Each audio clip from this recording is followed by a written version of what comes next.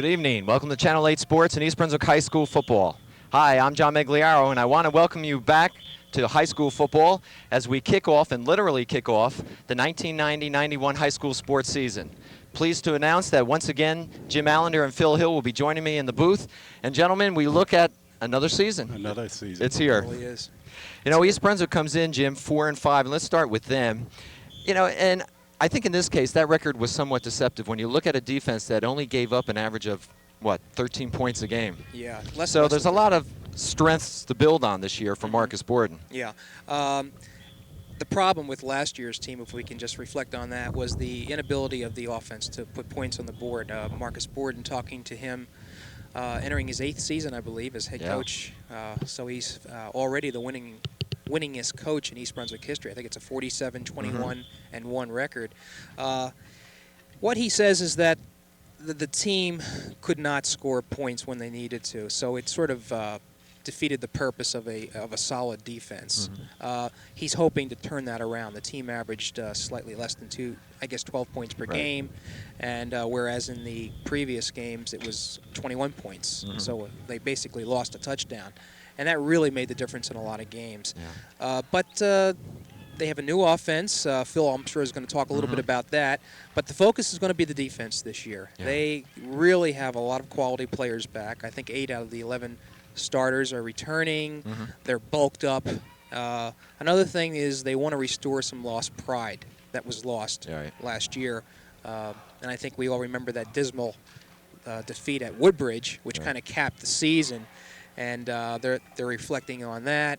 They want to get off to a good start. And tonight they're going to be facing a team, Cherokee, which they have an 0-3-1 record. So this is a perfect situation for them to restore their pride, gain some more respectability, and as we're going to talk about, it's a lot of new faces, especially on offense. Yeah, and speaking of offense, Phil, Marcus Borden has been talking all summer, and over the course of the scrimmages unveiled his E-bone. E-bone, I tell you, and he's excited about it, and he should be. I've watched a few scrimmages, and they are exciting. The kids are familiar with the E-bone. It's just the combination of the wishbone and the run and shoot, and as you know, the Bears did a little bit of both of that last year. It is a high-risk offense, and the bottom line is that you have to have talent to run it. They have the talent. They have good receivers, they have speedsters, and they have good running backs, and that's all it takes. It's a type of offense that makes your defense think. They'll start out with putting the man in motion, and they'll get a good idea as to what the defense is going to do, whether they're going to cover that man in motion, whether they're going to play zone, assign a special person to that man. They'll be able to run back to the weak side. They'll be able to flood areas there. They have more receivers in the area where more than there are defensive backs or linebackers. So it's an exciting offense, and when you got the personnel, it makes it that much more exciting. You know, Phil, you mentioned something interesting, because I think a lot of people over the summer, and they were hearing E-bone, E-bone. Was it a reaction or a need to change, or was it to match the talent? And maybe it was a little of both. I'm a firm believer that you can talk about any type of offense. You go to straight T. If you got the talent, you can do anything. This is exciting. They have a lot of receivers. They have a lot of receivers. In the E-bone, you got to have people who can catch the ball. These they're young receivers, but they got to be able to read too. They react to the quarterback. If they can get open, the quarterback has to be able to hit them. And it calls for talent. Jimmy, let me ask you. This is now the third quarterback over the last 3 years for East Brunswick. Forte, Troy White last year, and I believe Mark Neary will be starting tonight. What effect does that have after spending almost 4 years with Brian Forte, you know, a steady quarterback? Now a new change, a new person. Well, I just think that Mark Neary is going to have to adapt to the responsibility that's given to him. Remember now, coming into this season, it was thought that maybe Jim White would be the starting quarterback. And Mark Neary actually had a better preseason, so he must have done some things to impress Borden enough. I had the opportunity to watch Mark in the scrimmage about a week ago against Brick Township. And he did a very, very nice job. The score could have easily been a lot more. I think it was about a 24-0 score after all was said and done. But he showed a great ability to be able to throw long. He has, as Phil mentioned, some great receivers, primarily R.J. Davis, who comes in with 5 touchdown receptions from last year. He might be an all-state caliber back if he can get it going the way some people think he can. But on the offense, I think Neary has another individual he can go to, and that's Johnson, Varnell Johnson. Phil and I were remarking that if you remember Varnell Johnson last year, he was maybe 150, maybe. About over 6 foot. He has bulked up considerably. He's probably put on 20 pounds or so. Still has a lot of speed. He always had a lot of fire. Right. And I think we're about ready to unveil another one of those great East Brunswick backs. I don't think too many people know too much about Varnell Johnson. Phil, do you agree? Varnell Johnson, I think the East Brunswick fans are going to get a real treat. He's been nothing short of exciting. Speed, East Brunswick always had speed of some sort, but he's got quickness as well. Yeah. And he'll go in motion. They'll throw to him off the motion. They'll pitch to him, shuffle past the ball to him, and he just makes things happen. He's a lot tougher than his small frame would indicate. You know, Marcus Borden, Jimmy said, the winningest coach in East Brunswick history, now in his 8th season. He had to be greatly disappointed by last year's effort, and I would think that tonight's rather important for him. He didn't seem to indicate that it was going to be any more special. That was a question that I posed to him. Does this game particularly take on any added significance for the fact that they're coming off a losing season, and also that they've never beaten Cherokee? And that's even with those teams where they made the state playoffs. But there are some changes in the schedule. Even though Cherokee remains on the schedule, they drop Bayonne. Right. Okay, and everybody knows they got whipped pretty soundly last year up there. They take on West Windsor, Plainsboro, which is a Group 3 team, and I have to think is probably an advantage to them. Right. Some other changes. Saraville, which was normally the second team on the schedule, has been dropped to the last regular season game. And in state playoff qualification, it's the first 8 games that make the difference. So Saraville, which has never beaten, or if they have, I think they've beaten East Brunswick once in their history,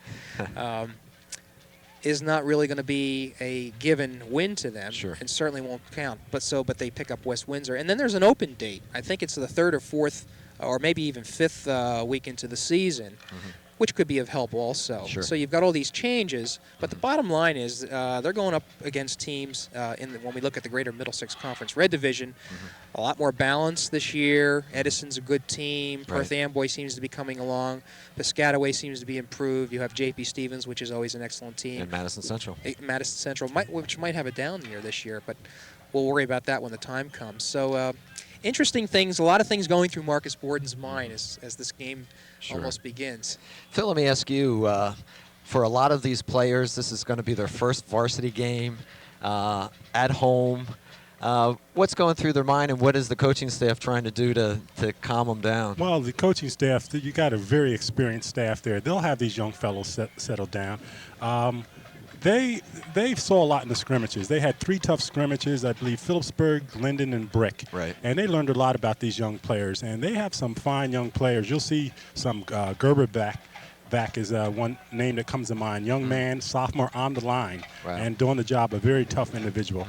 They are mentally tough, and that makes a big difference. Marcus Borden will have them ready. Well, I think the consensus is, as Jimmy said, that the Middlesex, or the Greater Middlesex County Conference now, the GMC Red Division, at least, there's going to be a lot of parity. And 3 teams for sure are going to be at the top or fighting for the top. Edison, as Jimmy mentioned, should be there. They're tough again. You can't count out Stevens or ever Madison Central and this East Brunswick team. And watch out for Piscataway this year. Yeah, they could be the sneakers. That's what I understand. I think defense is probably going to be the key for the Bears when all is said and done. They have Scott Kammerer. We didn't really focus too much on individual players, but Scott Kammerer and Matt Pazinko are the 2 so-called all-state candidates, and I'm not sure that East Brunswick has ever had a better pair of linebackers, certainly in Marcus Borden's reign. And but they're big along the front of the line. They've got some 200-pounders. They've got some youth and experience. The secondary, in my estimation, is also vastly improved. Yes. You have the speed of Johnson back there. Brian Tenora is another one. I think Tom Jerriman is another one. I'm running out of names, but Mike Pilato. Okay, these are all people that know how to play, and I think they're going to mean a lot to East Brunswick in terms of its defense. I think there was never a question that the linebackers and the defensive line were going to be excellent, and you're going to see them in the backfield an awful lot this year. Yeah. And it's going to be really a nice situation for East Brunswick. Well, I got to think, Phil, that Marcus Borden is going to rely on his defense, particularly the first couple of games, until the offense gets its feet wet and gets that E-bone going. I think you're right. They had one of the top defenses last year, giving up 13 points per game and less than 150 yards per game, number one in the Red Conference last year. So. Right. They're vastly improved, and I saw them against Phillipsburg. Phillipsburg had a so-called All-American running back, and they got near the goal line, and East Brunswick just shut them down. These young people believe in themselves. Well, they'll certainly get a stern test with Cherokee tonight. Cherokee always a well-coached team. We're not sure if they're as good as they've been in the past, and we'll talk a little bit more about Cherokee as game time approaches. But it's East Brunswick and Cherokee to start off our high school sports season this year. We're glad to be back, and we hope that you'll stay with us for the start of the game.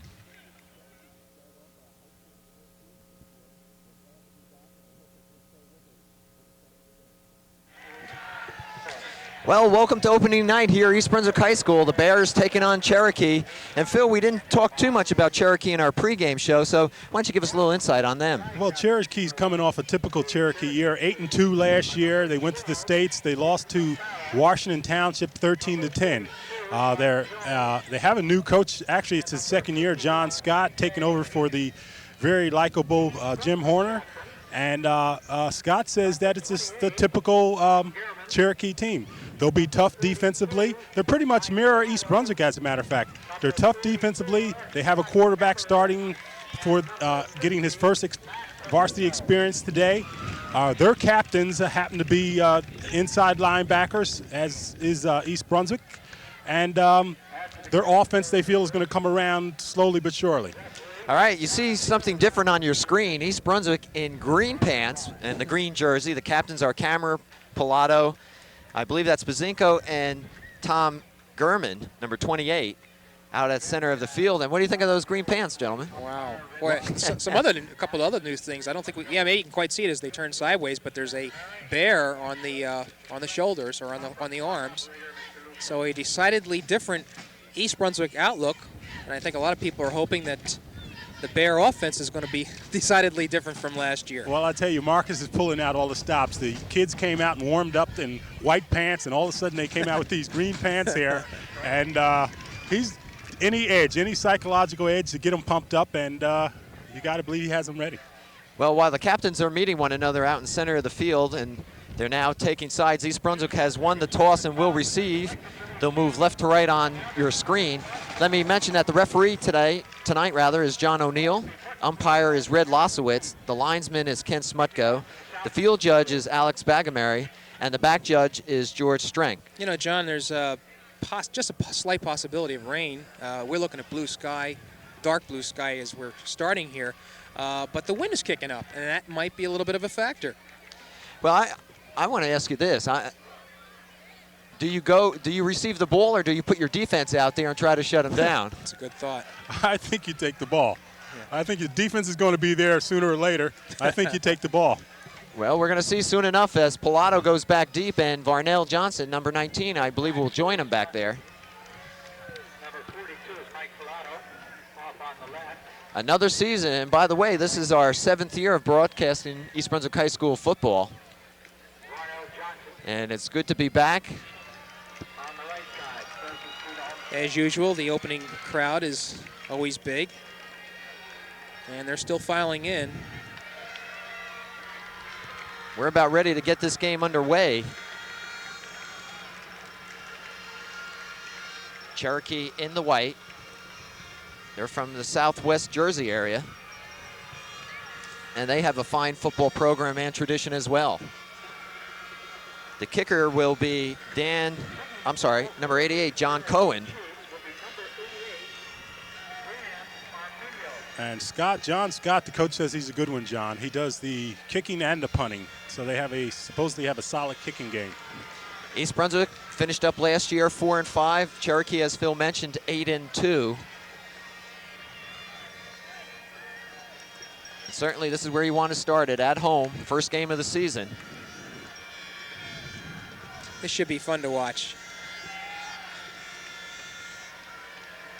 And here we go, 1990 season is underway. Cohen, a good kick. Johnson, it goes through his legs. He'll pick it up at the 2-yard line. Looking for some help, won't find it. And East Brunswick's going to start deep in their own territory. Yeah, they didn't want to get starting in deep in their territory. So we're going to have an opportunity to see how this option E-bone works. Well, the ball will be placed on the East Brunswick 8, 1st and 10.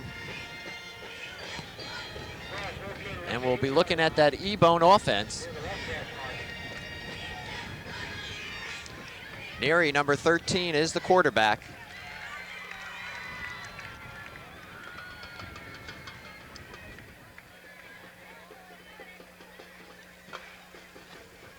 Inside handoff.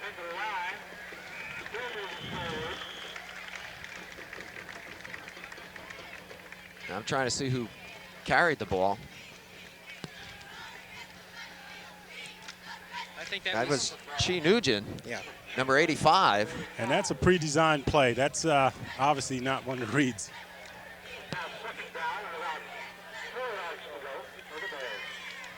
Nugent picks up 6, 2nd and 4 from the 15, their own 15. Motion, another inside handoff.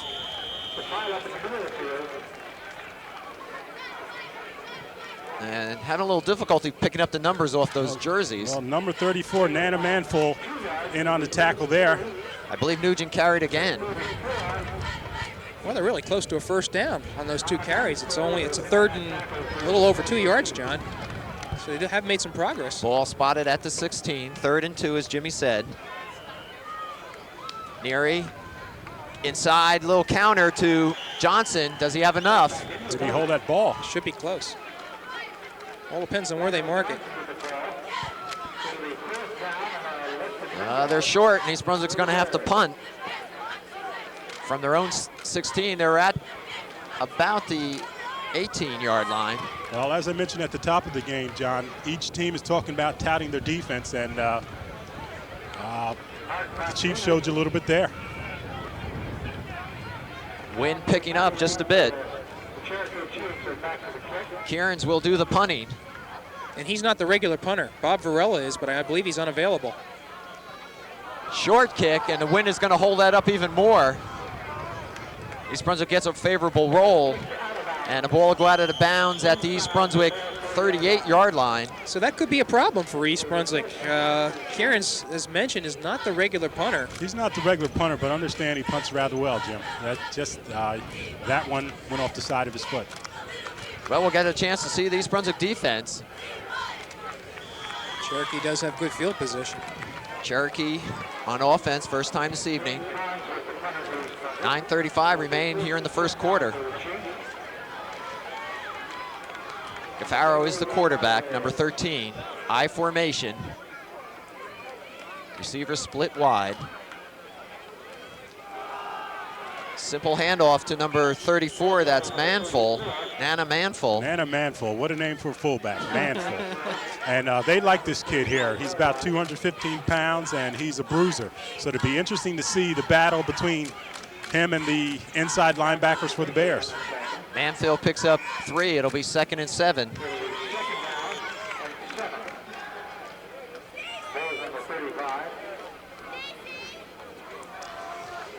I'm sorry, I said that Cafaro was quarterbacking on our roster anyway. Number 12 is Carl Cuneo. Maybe it's just a number mix-up.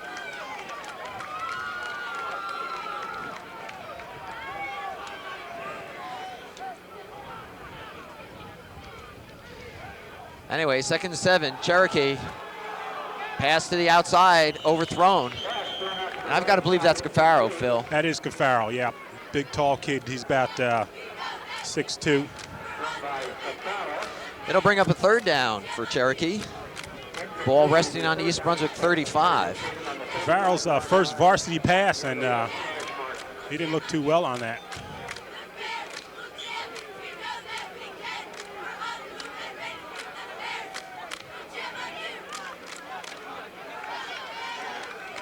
Passing has always been a strength of Cherokee. I formation again. 2 receivers to the right. Farrow, handoff, some running room. It's going to be a first down. And they tell you, John Scott talked about this kid, John Farrell, number 4. Said he's really quick and gets off the ball well, and he just showed it right there. Well, it's 1st and 10. The ball spotted at the East Brunswick 27.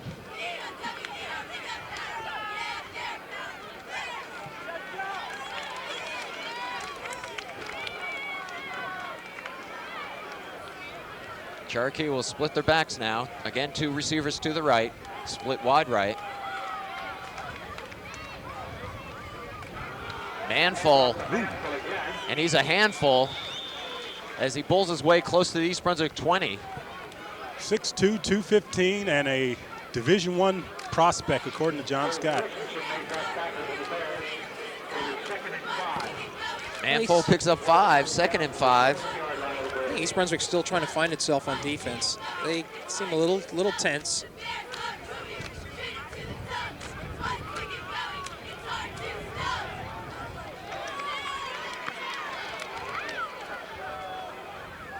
Cherokee seems to like to work out of that I formation. Fumble, ball on the ground. East Brunswick has it, I believe. Yes, Kammerer was the first one on that, John.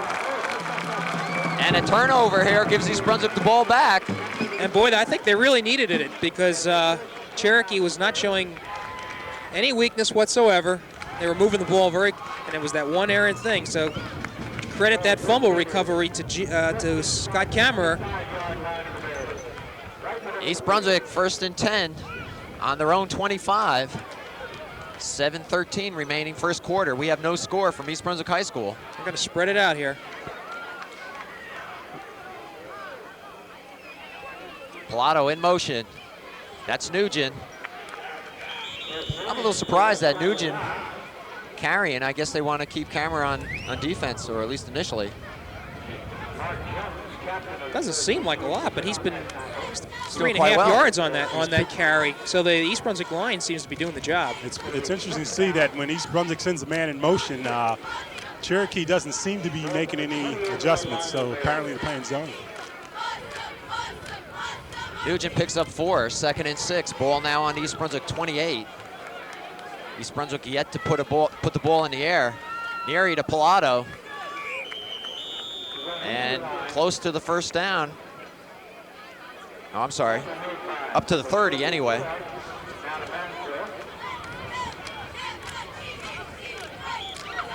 Phil Johnson hasn't seen the ball yet. Well, you may see him right here. Looks like a good time to do the shuffle pass. You see a one-back offense for the Bears. Neary over center. Johnson in motion. Inside handoff. Wow. Quite unimaginative. These first, these first 2 series. Very predictable. Nugent picks up nothing, and it'll bring up 4th down again. Bears will have to punt. And P.J. Mahegan, again, in on the tackle, number 51. And he's a Division I prospect as well. Kieran's back again to punt, his 2nd punt of the evening. Good snap. Gets a much better kickoff this time. And Cherokee will stay away from it, and it should be down by East Brunswick. And Cherokee will move now from their own 29. 1st and 10. And it appears we're going to have a defensive battle here. Could be. I'm a little surprised that East Brunswick hasn't even attempted a pass in the first 2 series. 2 opportunities that they've had the ball. Yeah, I think it's more of a feeling out. It's almost like 2 boxers right now, and they really haven't opened up. But you got to test that line to see what you can get on that. Draw them in tight and then bust out wide. So.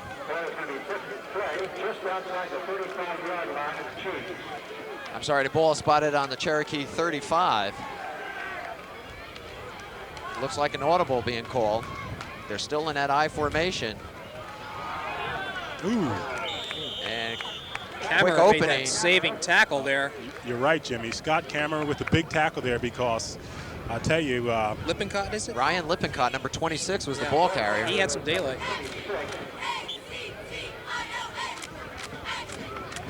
Assuming that's his name, by the way. We're quite unsure about these numbers that have been sent to us from Cherokee. First game for everyone tonight.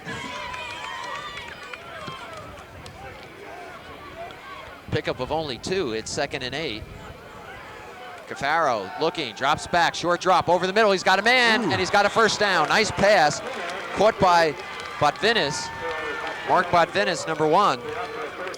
Garman was on the tackle there. I'll tell you, Cafaro showed me something there. Yeah, he threaded it. Very poised. That'll put the ball in East Brunswick territory. Another thing, Cherokee lineman gave their quarterback a lot of protection. He had time to throw. 1st and 10 from the East Brunswick 46. 3:50 left here in the first period. No score. Ooh, Lippincott. Scott Cameron. Again, he's going to be the player to watch tonight for East Brunswick. He's all over the field. Lippincott gets back to the line of scrimmage, an official timeout. I think, John, they lost a yard on that, according to where they're marking the ball. You're right, Jim. It'll be 2nd and 11 when Cherokee comes up to the line. And I'll tell you, Cameron's putting on a show already.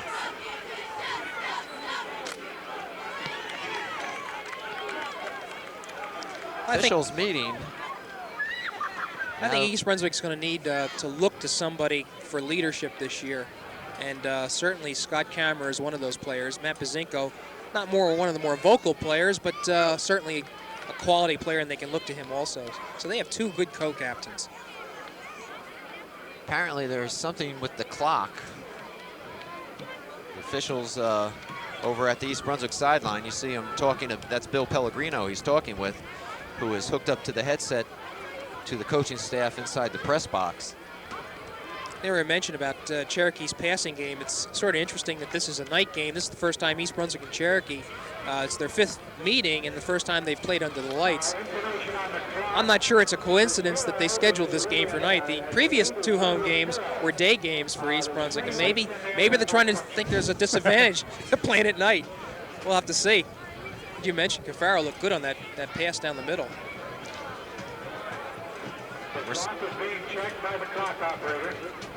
All right, it is a question having to do with the clock. Officials, Lou Cosa, by the way, girls' head soccer coach, is running the clock tonight. We were talking about Pazinko before. I think just a quick opportunity to congratulate Glenn Pazinko on being named the wrestling coach for East Brunswick, and also a new addition to the East Brunswick family, Reggie Carney, as girls basketball coach, approved by the Board of Education last night. 2 big pickups. Glenn Pazinko, a nice story, Jim. Yeah, he really is. As a matter of fact, he's on the sidelines right now. Can't see him on your camera, but he's also a coach for the football team. All right, we're about ready to go. Got everything straightened out. Clock seems to be in order. Well, It's running some 2nd time. and 11 for Cherokee. The ball at the East Brunswick 46. Cafaro calling signals. Drops back. Looking down deep. And miscommunication somewhere. As Cafaro threw it down toward the sideline. And his receiver, Sean Mason, number 81, was running a post pattern. Right, he turned in on that. And quarterback Cafaro was pressured a little more that time, Phil. He was. 3rd and 11.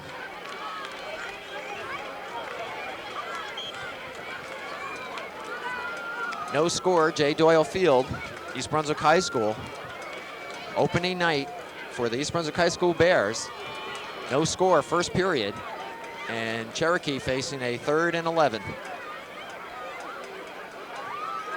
Cafaro again being pressured, looks like a screen to Lippincott, and he loses yardage. There you. Yeah, East Brunswick wasn't fooled by that one. Tenora, one of the first to get there, number 10. Fine tackle by Brian. He's a veteran back there. I think he has about 2 years experience playing in the secondary. Has a bunch of those defensive backs do. Johnson played a lot back there. Pilato has 2 years of experience. I think that's going to be a strength for East Brunswick. Cohen on the kick for Cherokee. Pilato and Johnson back deep.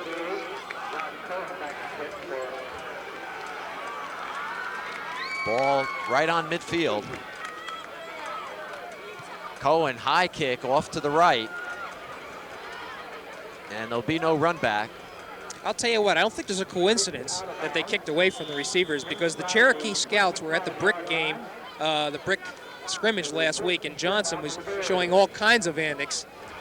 He was breaking. I think he ran a punt back for a touchdown, if I remember correctly, and they certainly do not want to get the ball in Varnell Johnson's hands. All right, we'll see if East Brunswick's offense opens up a little bit out of that E-bone. 2 possessions and 2 punts thus far here in the first quarter. 2:15 remains. Neary has Nugent behind him. Johnson in motion.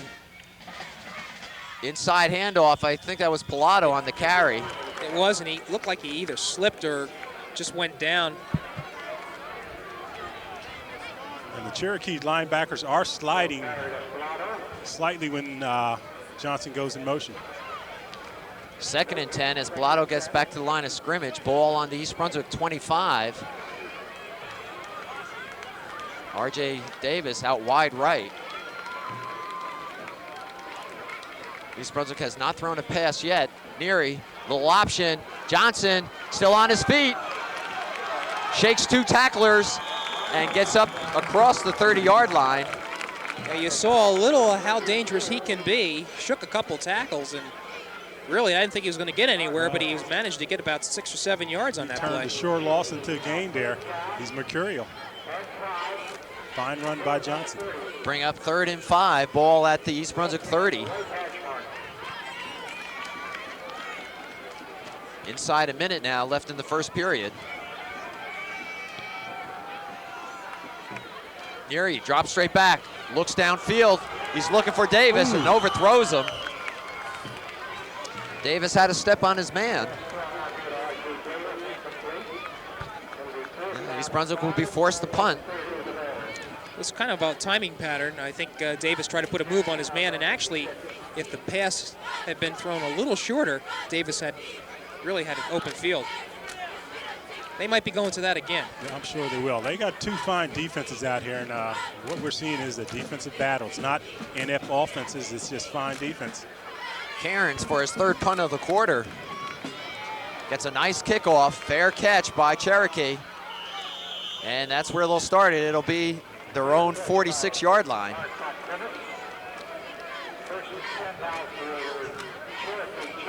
Well, Cherokee has had good field position in each of their possessions and hasn't been able to do anything with it. So give the Bears some credit.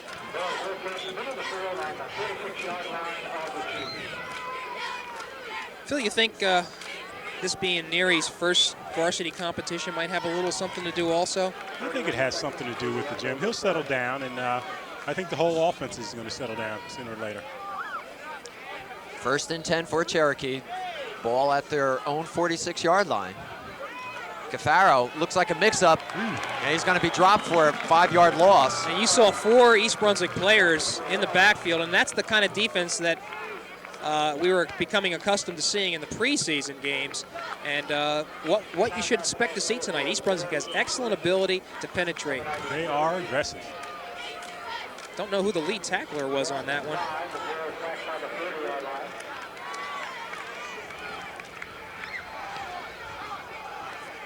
10 seconds remain in the quarter. I think they're going to let this go.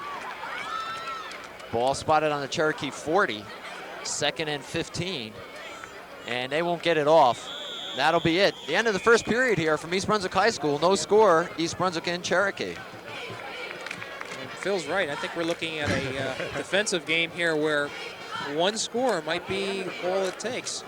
Well, I think a point was made, and a valid point, and that is it may be that Marcus Borden just wants Neary to hand the ball off, nothing fancy, get accustomed to the crowd, to the game, and and then move them out a little bit more from that game plan. Coaches early on often think the big thing we want to do, we don't want to make mistakes.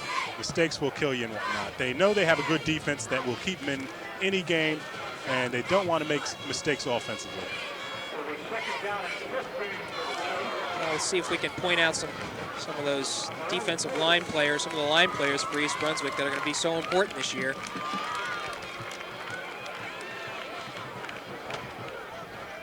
I know defensively, the nose guard is one of the smaller players on the team, Jay Adocio. He's only 5'6", 170 pounds, and but he is a tough one.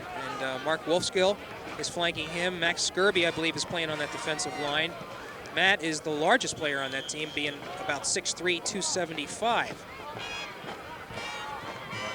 I think you have Anthony Gerber back. All right, we'll start this second period. Cherokee, 2nd and 15 from their own 40. DeFaro sprints back, looks for a man. He's got him. First down. Oh, I'm sorry, it'll be short of the first down. The reception was made by Everts, number 3. And Mike Pilato came up and leveled him. Pilato hanging back just a bit, not wanting to be burned by a long ball. I have to apologize. I'm having a little trouble picking up the first down markers between the orange on Cherokee and the orange being worn by the chain gang. Anyway, it's 3rd and about 6. Ball in East Brunswick territory on their own 49. Cafaro again pumps, and he's got his man. And a first down there. Good hit, but a good reception as well by number 86, Patton, Lenny Patton. And Dave Christensen in on the tackle. So second first down in the game, I believe. Both by Cherokee. Well, up to this point, neither team has threatened in any way. Cherokee seems to be on the move and that they're confident in Cafaro's arm. Cherokee splits 2 men wide right. 1st and 10, ball on East Brunswick 43. There's Manful. And he'll pick up 2, maybe 3. That's to keep East Brunswick honest. They can't be throwing all the time, but I think you have to believe that Cherokee's going to be looking for that open receiver. We got Gerback and Wolfskill in on the tackles there. That'll bring up 2nd and 8. You see Steve Zins on the line, number 92. I'd keep an eye on number 3, Mark Everett here. Right. Has good hands. Cafaro looking over the defense. Calling a lot of the formations from the line. Short drop, looking on that. Whoa, almost picked off. That was Johnson. Oh boy. I'll tell you, he was off to the races if he could have caught it. In and out of his hands. Good coverage. Shows a little bit of the athletic ability of Varnell Johnson, too, to anticipate that and jump in front. He was there. He just had to look that ball in. Well, if he didn't knock it down or catch it, it was goodbye. He had no help behind him. So you have another passing situation here, John. 3rd and 8. Ball on East Brunswick 41. Cafaro looking quite sharp with his passing.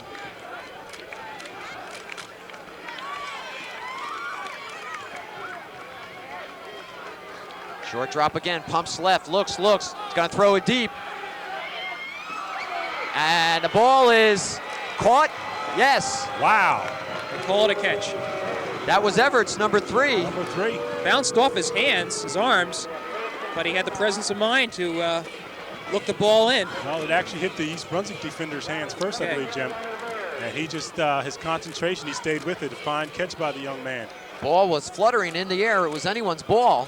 So if there's a break here, the first break, I think Cherokee got it on that one. That'll put them at the East Brunswick 21. 1st and 10.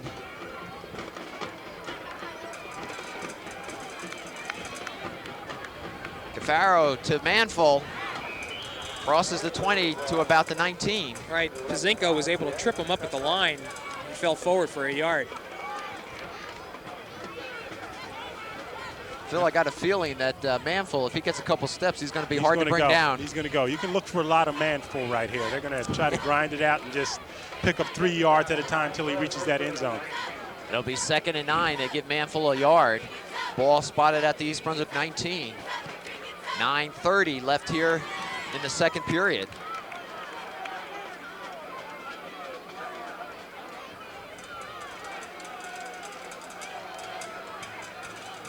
Familiar formation. Cafaro looking. And Johnson takes the legs out of. I'll tell you. Flag down too here. That was Sean Mason. Flag just went down after the play. Let's see what they're going to call here. Well, they're talking to Cherokee, or? It's against Cherokee. I think it's an illegal man downfield. Yes, they pointed at number 51 there. The center, it looks like, was downfield on that play. Never should have been there. I'll tell you, fine play by Vernell Johnson, but maybe a costly one. He came running off the field and as if he was holding the shoulder. And you got to hold your breath there. You got Phil Hostler looking at him right now. Sean Mason slow to get up off the ground for Cherokee as well on that play. Illegal man downfield is the call. That'll move the ball back to the East Brunswick 24-yard line. Should be a loss of down too, John.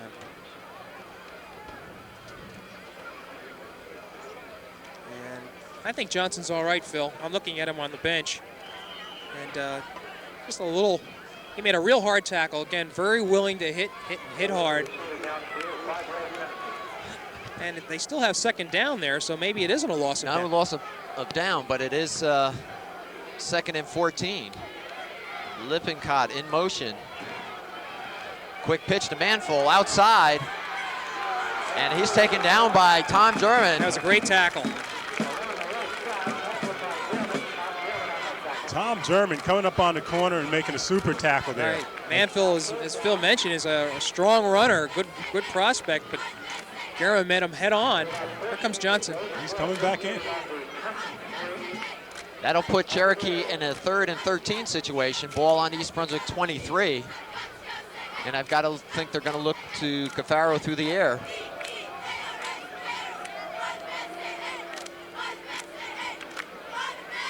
And you got Johnson on Everett there, so that may be where the battle is. Cherokee puts 2 receivers wide left. Cafaro, short drop, pump, being pressured, and he's sacked. And that's an important tackle for another reason. I think it's going to put Cherokee out of field goal position, too. It's a good loss of about 10 yards. So I suspect they're going to go for it on 4th down here. That was Dave Christensen, number 34, on the tackle. And a big play by the East Brunswick defense. Timeout, Cherokee. They want to talk this over. It'll be 4th and 20. The ball on East Brunswick 30. I'll tell you, Steve Zinn in there as well, assisting in on that tackle. I was just looking for a draw play on that, Phil. I just had it on the corner of my eye, but it would have been a perfect situation for Cherokee. East Brunswick expecting the pass, but it play was never allowed to develop. And you were right, they were looking for Everett down. They were looking for Everett. Instead of trying something quick, they were trying something like a down, out and up, and the Bears aren't giving them that much time to do a play like that. I'll tell you what, Jerriman has really sprouted this year. I don't remember him being as tall and as big. He's listed in our program. Something interesting. 5'10", 150. I think he's bigger. The Cherokee coaching staff is not on the field. If we can get a shot of Cherokee on the sidelines, you see Cafaro, now the coach coming out, but Cafaro losing a lot of time standing in the middle of the field waiting for his coach to come out. While East Brunswick, on the other hand, Nick Spadafino out in the defensive huddle. Well, I think there was a conversation, if you will, going on with the official. I don't know what for. Well, the coach is going out. I mean, just coming in, we'll have to go out.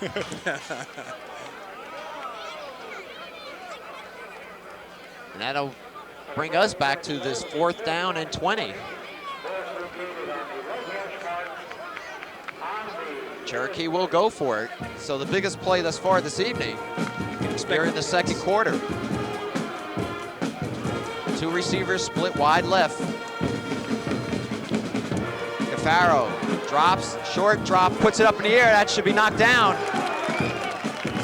And it is by Johnson. And nice move by the junior there. I tell you, I think it had to be a heads-up play. He had thoughts about intercepting that, realized he was going to his knees, and just let the ball go. Otherwise, they would have lost valuable yards. Good heads-up play. Also, I think Pilato out of the corner was yelling, drop it, drop it, drop it. That's teamwork.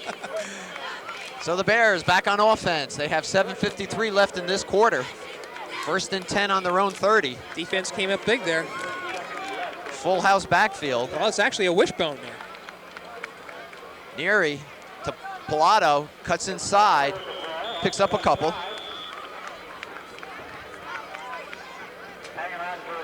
And Joe Berniak, corner linebacker, number 23, making a fine tackle there.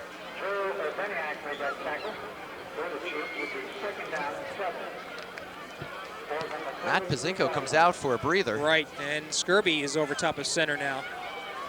A rather large presence for East Brunswick. Neary keeps, holds on to it, turns the corner, steps up, gets close to the 40. That's where he'll have to go to get the first down. He'll bring up 3rd and about 2. And that was a nice move by the junior quarterback. Doing a little bit of reading there. Yep.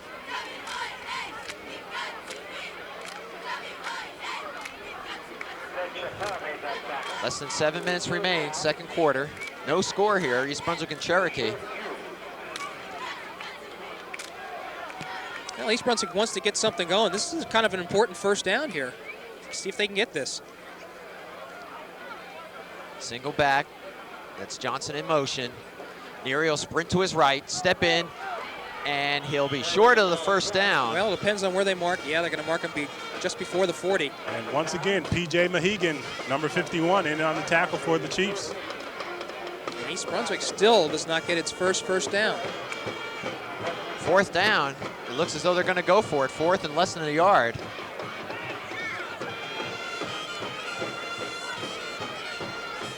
Neary getting the call from Marcus Borden. Well, that's confidence in your defense, Phil. Well, either he's going to try to draw him offside or just go for it. It's down to 40. Straight dive play, Nugent, he's got it, first down.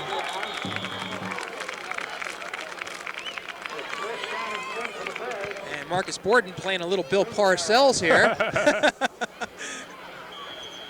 More like Coslet. Yeah, that's true. Except Marcus was successful. 1st and 10, East Brunswick on their own 42. First one of the night for the Bears, I believe. You're right, Jim. 5:40 remaining, second quarter. Neary looking to put it up in the air. Looks over the middle. He's got Johnson all by himself. Yeah, look at that. Oh, ball's in the air. Recovered by Cherokee. Yeah. And that's something that Varnell Johnson's going to have to learn after he gets the ball, that he can be hit from a side that he doesn't see from. And that's exactly what happened. Well, what happened was he caught the ball trying to make a cut there. He cut back and cut into the tackler, and they stripped him of the ball. So turnovers are even now, one for each team. That was a 25-yard pass play. Nice pass by Neary. It was on the money. Johnson all by himself in the middle of the field. Boy, there was a lot of receivers open, too. Johnson wasn't the only one that could have caught that ball. So the ball goes over to Cherokee. 1st and 10 on their own 27. Still looking for our first score of the evening. They come out in that full house backfield. Cafaro, little delay to Lippincott. Lippincott jukes his way for a pickup of about 7. And Brian Tenura in on the tackle there. That's a first down. Oh, he got the 10.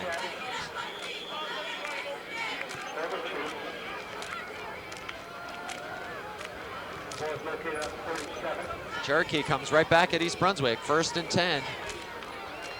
Ball resting on their own 37.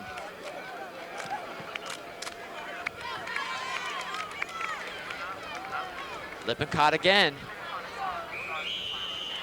Fights his way for about 3. Tenora had the first hit there, but some fairly good yardage for the first down. on the first down. I think he got 4 out of that. They'll give him 4, and they'll call it 2nd and 6 rather, on the 47-yard line. Cherokee 47.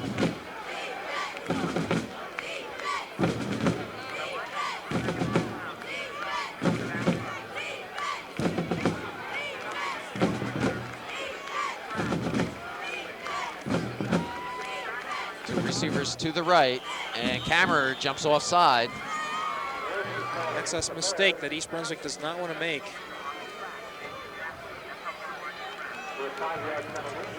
Unlike college or pros, anytime a defensive player jumps into that neutral zone, they're going to call it encroachment.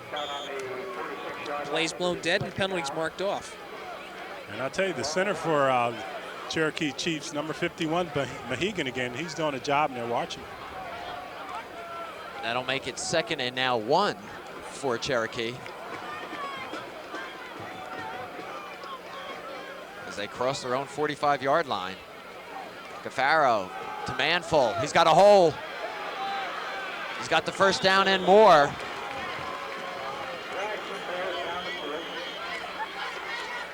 And it looks like Kammerer went down in the backfield.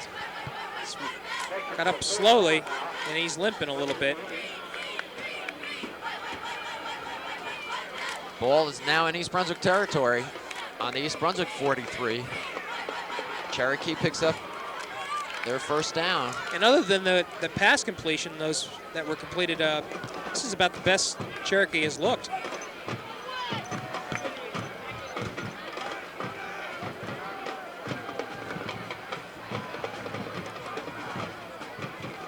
Cafaro inside to Manful. And suddenly there are holes. I'll tell you, Mehigan, they're running right behind him, and everything's opening up right there. This drive started off the interception, the fumble recovery. Right. 2:35 remaining in the second quarter. No score, East Brunswick Cherokee. Beautiful evening here at J. Doyle Field.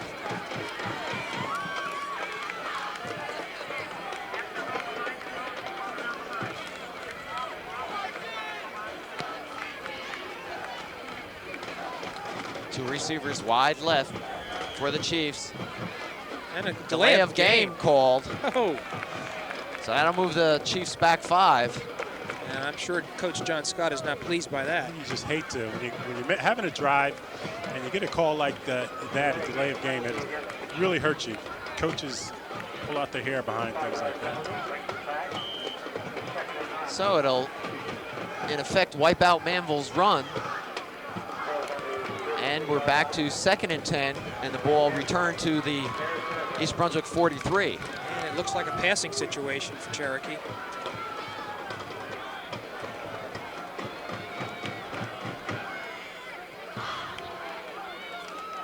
Manful gets outside. He's a horse. Wow, look at him go. And finally knocked down by Pilato at the 10-yard line. Boy, did he have a head of steam on him there. And I'll tell you, boy, the lines are just, the holes just seem to have opened up this drive. They're just not opened up. Somebody's doing the job there. You got number 51, P.J. Mehigan, and you got number 66, Mark DiBartolino.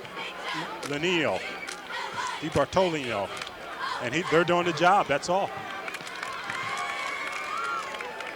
First and goal for Cherokee. Looking to put the first points of the night on the board. Lippincott dropped.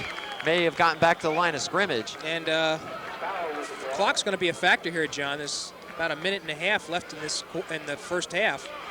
So Cherokee really can't take its time. And that's Scott Kammerer again in on the tackle. Down to a minute 18.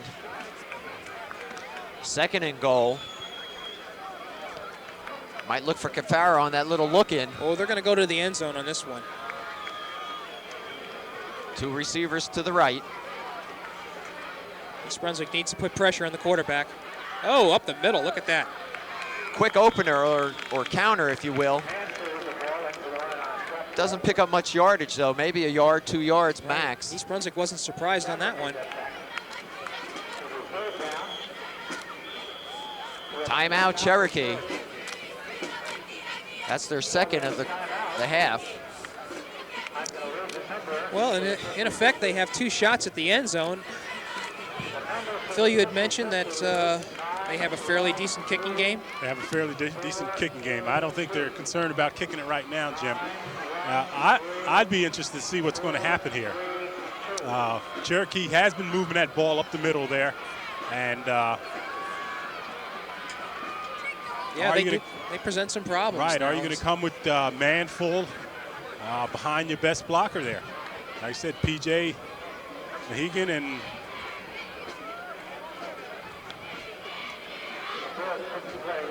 number 66. That guard have been doing the job. Well, when play resumes, there'll be 46 seconds left in the quarter. Cherokee will be facing a 3rd and 9 from the 9. So in effect, they've got 2 shots to get it in or put points on the board.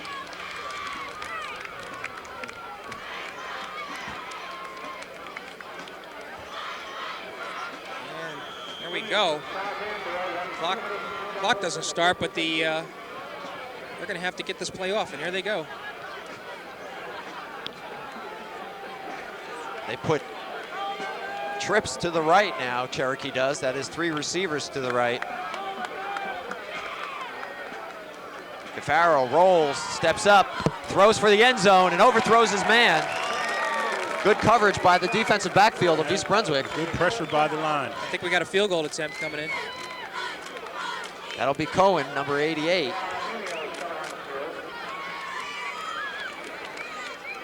So Cherokee wanting to come out with some points in this drive.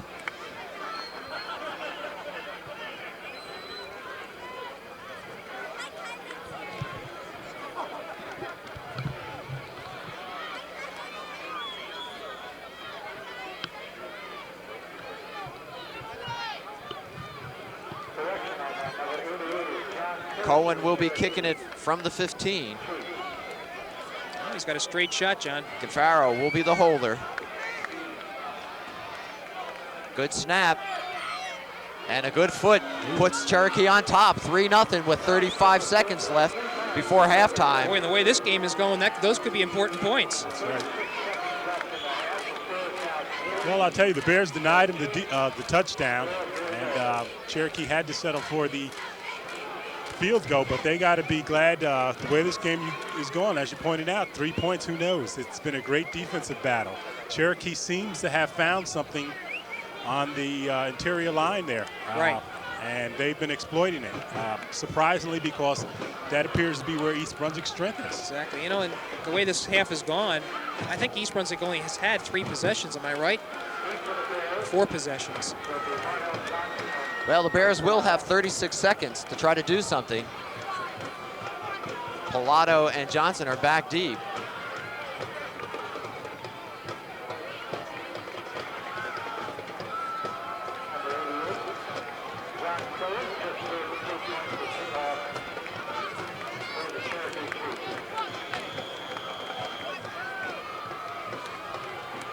Cohen teeing it up. It was his field goal that has put the Chiefs on top thus far. 3-0 is our score, 36 seconds. Cohen sends it right down the middle. That'll be Pilato. They got the wedge going. Pilato on his feet, and now will be dropped just short of the 35-yard line. And East Brunswick will have 29 seconds. Timeout, East Brunswick. See Marcus Borden with a leg brace or knee brace on his right knee. Yeah, Marcus had arthroscopic surgery on that right knee to remove some cartilage. Happened earlier this summer, and he seems to be recovering well from it. Well, there's a timeout call, as you mentioned, and I'm not sure what East Brunswick wants to do here. They don't want to get in a situation where they're going to have a turnover, so they have to watch what they do there. One thing we have observed, though, in past seasons is that Marcus Borden is a good student and will analyze the first half and see what he can do in the second half. And in many situations, that's been enough for East Brunswick to score some points. So I think he's going to have to really take a good hard look at and find out what offensively the Bears can do, because they really have been stymied except for that one pass play in which they completed the ball to Johnson. East Brunswick from their own 32 will have 29 seconds. And Cherokee in an almost prevent defense, spread wide. Neary drops. Ball knocked out of his hand. Ooh. Saved by Pazinko. Fortunately. I'll tell you, good heads-up play by Pazinko, else it could have spelled disaster. And I think they're just going to let the clock run out. Well, East Brunswick calls timeout. Well, they dodged a bullet, quite honestly, there. Big bullet. So Coach Borden will go out to talk to his offensive unit for 15 seconds. The ball is now on the East Brunswick 18. And I'm sorry, 23. Certainly this isn't a time to get careless now. So we're going to credit Matt Pazinko with a, looks to be a 10-yard loss on that play. And Actually, it's a fumble recovery, so yeah. East Brunswick will put Tenora and Davis wide left.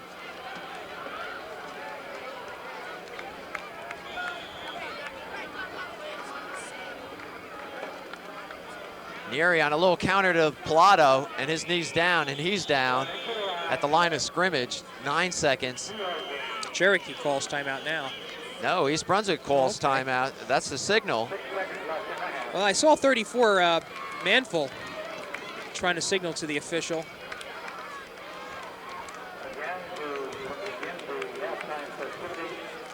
I Well, would think you'd want to run it out and get into the locker room. You know, it's true. You got the timeouts, and I think what Borden is concerned with is that he talks to his team at each play here, just making very sure what he does. All right, 6 seconds.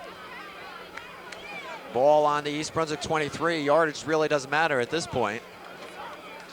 6 seconds before halftime.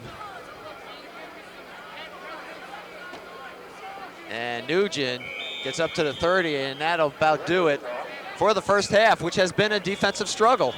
Cherokee on top, 3-0. Phil, your thoughts? Well, just like we expected, it's been a great defensive battle here. As we pointed out, Cherokee seems to have found something in the middle of the line there. You're talking about P.J.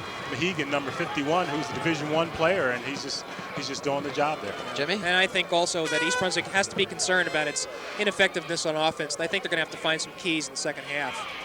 Well, we'll be back with second half action in a moment, but we call your attention to the high school varsity cheerleaders as they go into one of their dances for the fans here at halftime.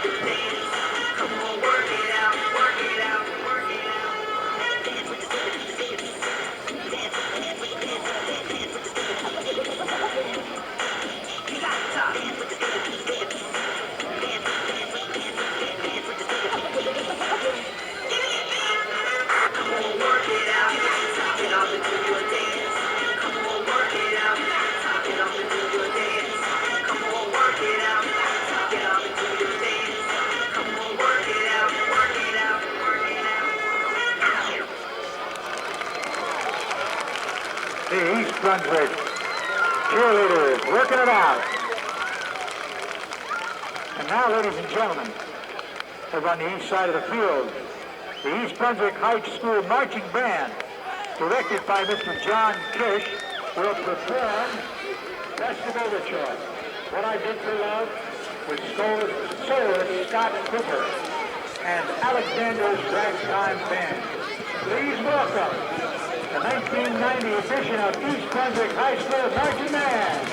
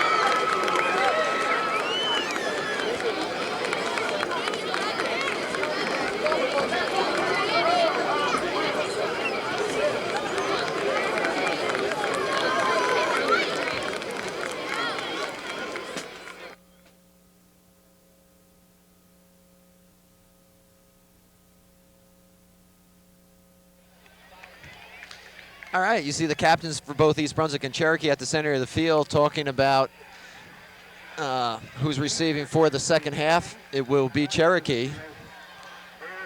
Yeah, they're going to get the ball, and we're going to get an opportunity real quick to find out if that accelerated running game that they had is for real, or whether East Brunswick's been able to make the adjustments.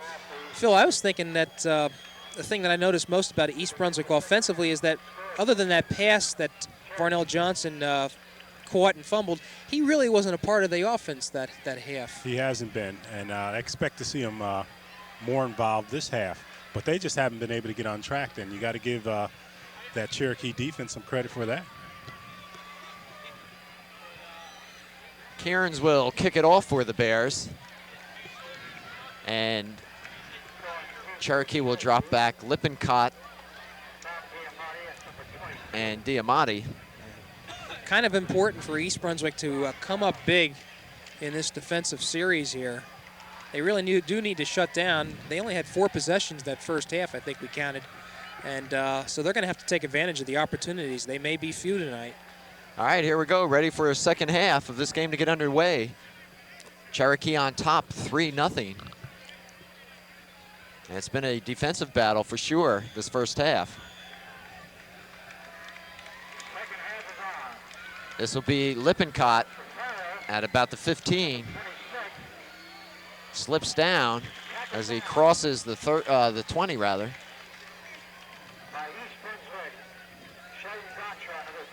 So Cherokee will go on offense to start this second half. And they showed the running game and a passing game.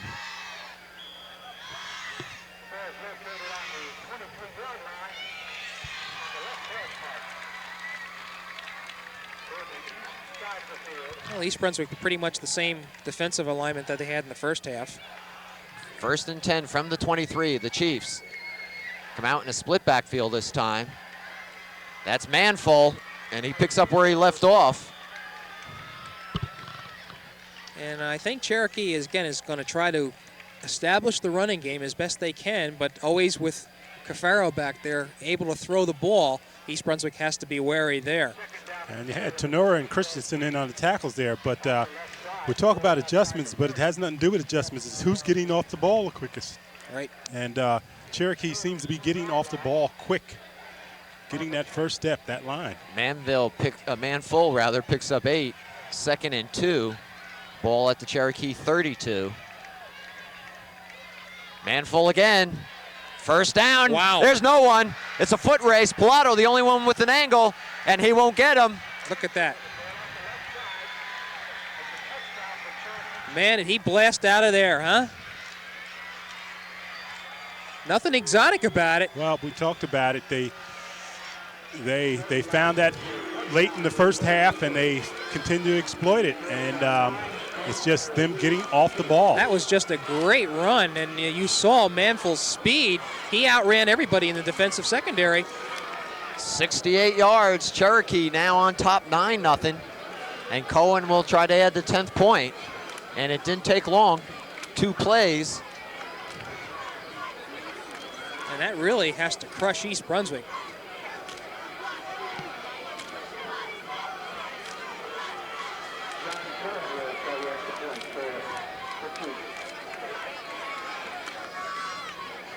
Cohen gets it up. 10-0 is our score.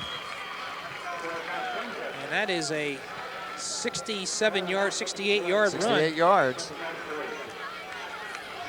Last year, the final score between these two teams was 12-7. So they've played tight games. We'll see what East Brunswick's offense can do. Yeah, they really do need to get something to happen for a couple of reasons. That's taken a lot of air out of their sails. They're down by more than a touchdown. And if they're going to get back in this ball game, they're going to have to do it real quick here. And you got to hope the defense isn't shocked. There's been nothing but talk about the defense this year. They haven't been scored on in preseason, and then for a startling play like that, they got to stay on top of their game, because the defense may be the one to get them back into the game if they make some adjustments.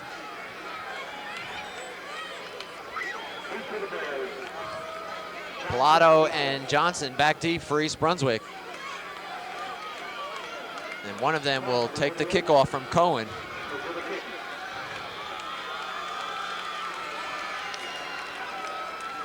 Cherokee on top 10-0 after that 68-yard sprint by Manful. Cohen's kick is a good one. Johnson from the 10. Right up the middle. Needs a block. Ooh. Fine run back as he crossed the 35. So East Brunswick is going to get its first opportunity to handle the ball in the second half. Ball will be spotted at the East Brunswick 36. Well, you wonder whether or not they can be as conservative as they had in the first half running the ball. I think you're going to see a few new wrinkles this half. Neary brings him out. He's got Nugent right behind him. Johnson and Pilato are flanked in the wing slot. That's Johnson in motion. Neary rolling. Plants and throws. He's got Johnson all by himself, and he dropped it. Oh, Lord. Wow.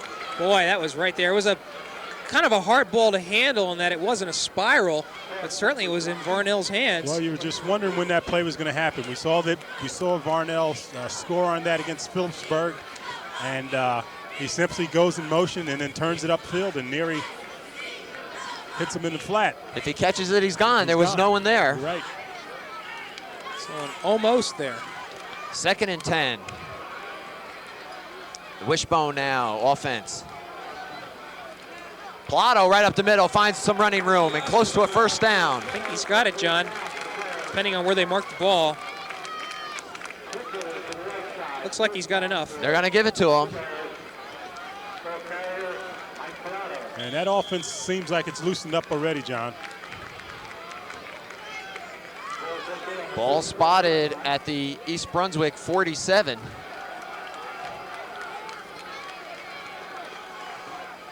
Neary keeps, pitches back to Johnson. Johnson dancing in his backfield. He's in trouble, and he'll be dropped for a loss. Right, good defensive play there. I don't know who it was in the secondary that came up and made that play, but he slowed down Johnson just enough.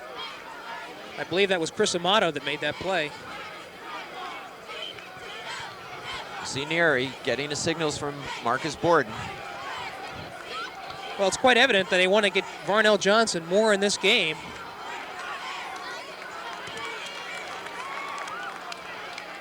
Second and 11 as Johnson lost a yard. Ball on East Brunswick 46. Pilato in motion, Ooh, and Neary's hit play. immediately. Mahagan again. Mahagan, P.J. Mahagan. He was right over top of center, and he used his quickness to get in there before Neary only couldn't even get the ball in his hands practically. The kid is only about 6 feet, 190 pounds, and they say that may be cheating some.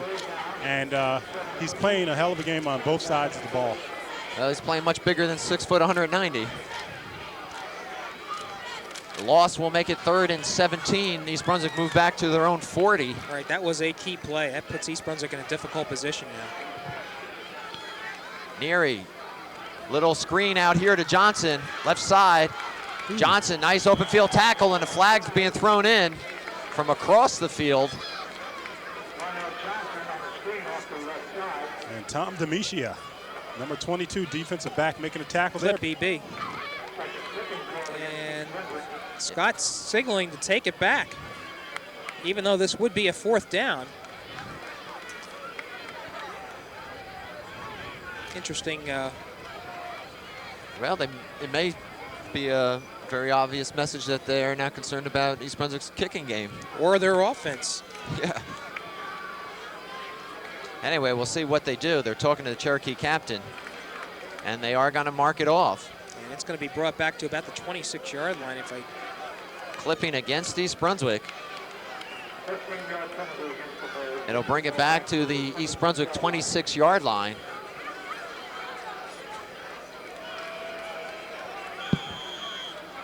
It'll be 3rd down once again, but this time it'll be 30 yards for the first down.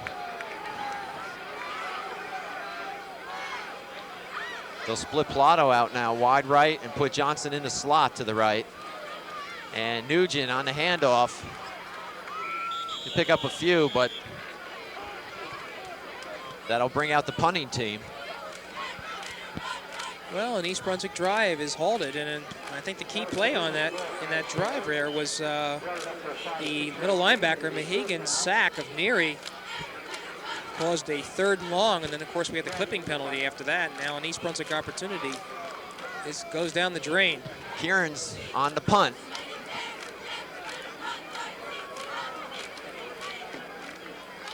A good punt here will be welcomed, and a nice punt. Fielded by Cherokee, and right down, he's down right where his knees touch. That was Botvinus taking a chance on fielding that ball. And Mike Pilato was there to take his head off if he caught it. Flag on the play.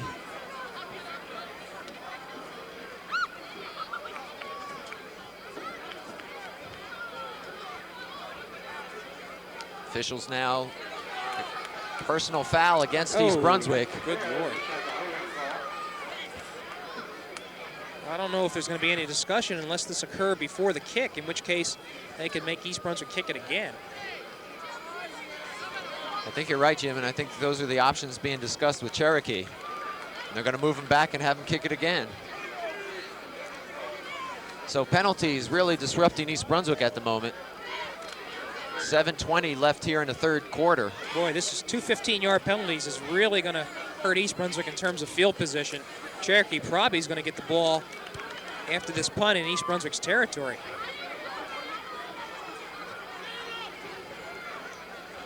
Solo mark it off.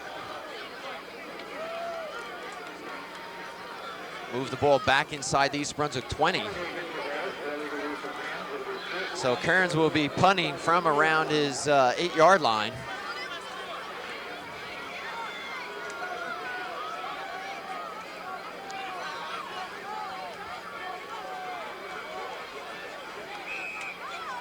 Well, there's only 10 men on the field for Cherokee. Timeout.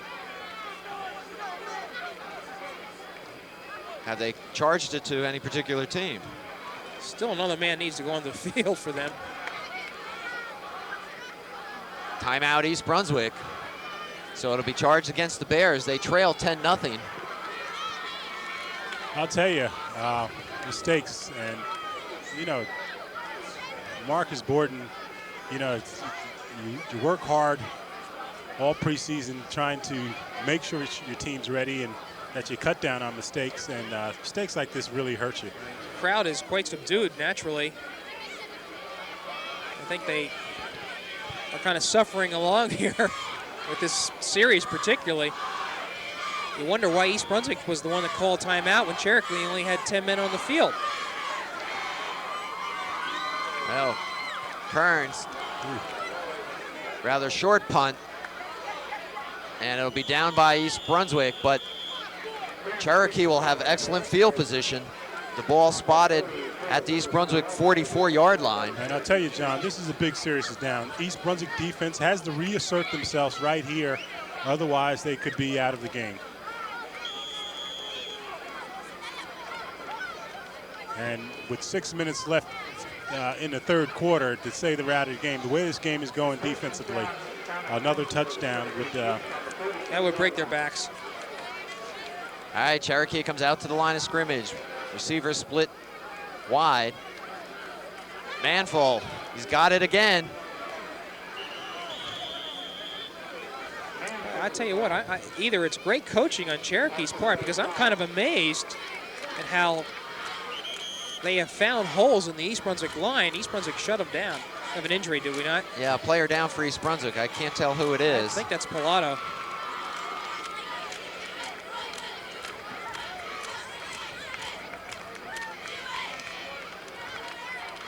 Phil Hostler out there. Phil, I would suspect that with a 10-0 lead, over 6 minutes to go 3rd quarter, Cherokee probably is not going to, will probably rely on that running game a little bit more. They're doing well. Well, why not? They're picking up good yardage there. We really don't know the personality of John Scott, the coach there. Some coaches fool you. You know, he may pull out all the stops. Jim Horner, who was there 14 years before John Scott, we knew what he was about a little bit, but Scott's new, just his 2nd year in coaching. It is Mike Pilato. He's up and apparently a cramp of some kind. That's what it appears to have been. Well, Manful picks up 6 on that carry. 2nd and 4. Ball on the East Brunswick 37.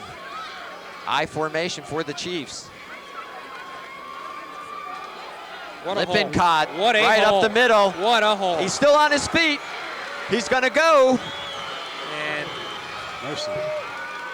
I don't know. It seemed like East Brunswick's defense kind of gave up on that one. It was a very, very big hole. Kind of a half-hearted tackle there. 37 yards on the carry by Lippincott for the score. That puts them in a difficult situation now, 16-0. And credit Lippincott with a 34-yard run on that. Cohen to add the extra point. Still in the 3rd quarter. And East Brunswick jumps offside. Not that it's going to matter, I don't think, with Cohen's foot in terms of distance away, but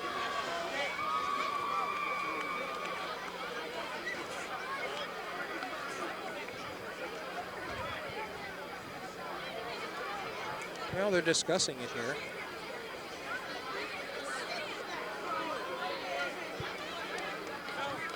well, And they're refusing it.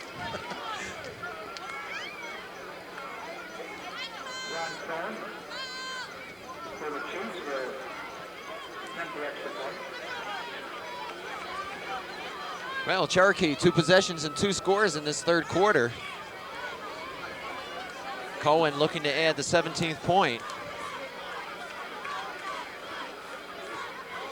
And it's partially blocked. So our score will be Cherokee 16, East Brunswick nothing.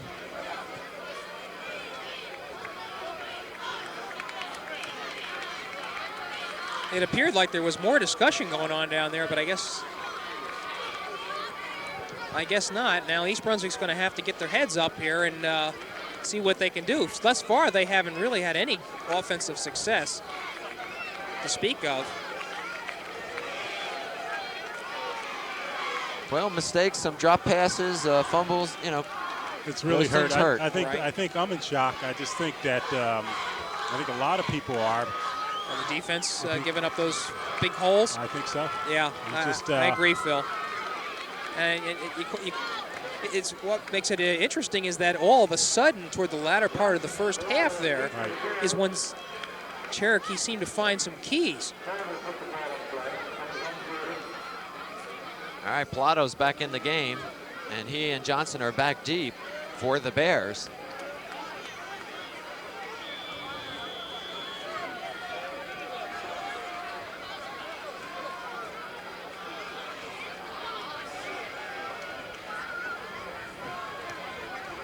High kick by Cohen. This will be Pilato He's back in. at the 15. Still on his feet, up to the 30. Down again. Well, that leg is cramping up on him. You can see.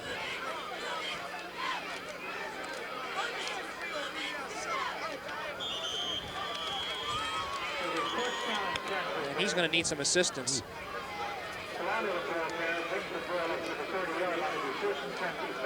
And I think anyone who's ever played a sport knows the pain associated with leg cramps. Sure. Well, I think you can expect the Bears really to go to the run and shoot now. I mean, they're going to have to put that ball up, I think. And what makes it difficult, Phil, is that Cherokee's expecting it.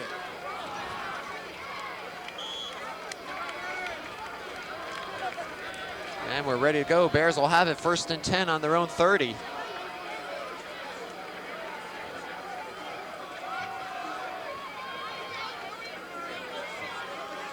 Johnson goes in motion. Neary plants, throws. He's got his man. That's R.J. Davis. Davis has the first down. And that's Davis's first reception of the evening. First reception of the year. Nice looking by Davis. Good hands and good move for the first down. And Cherokee's going to probably play back a little bit, so you can expect these to give these passes. Timeout is called. Number 21 in the defensive backfield there seems to have a slight problem with his equipment. Here they go. Okay. 1st and 10 for the Bears. They're up to their own 42. They need to do something on this drive. Some confusion in the backfield for East Brunswick. And there's motion, and there's a penalty, a mistake. Yeah, there was. Well, Garriman and Johnson are talking to each other. Well, and it's to be expected. You got Mike Pilato, the starter, went out with the leg cramps, and you have a new man in there, and they just got mixed up. You would hope that. And this is just the inexperience back there. So there's the players that are in the backfield for East Brunswick have not really played a lot of varsity, certainly in the offensive backfield. And these are the types of things that occur until they do get the necessary experience. Well, they're moving back 5. 1st and 15 now from their own 37.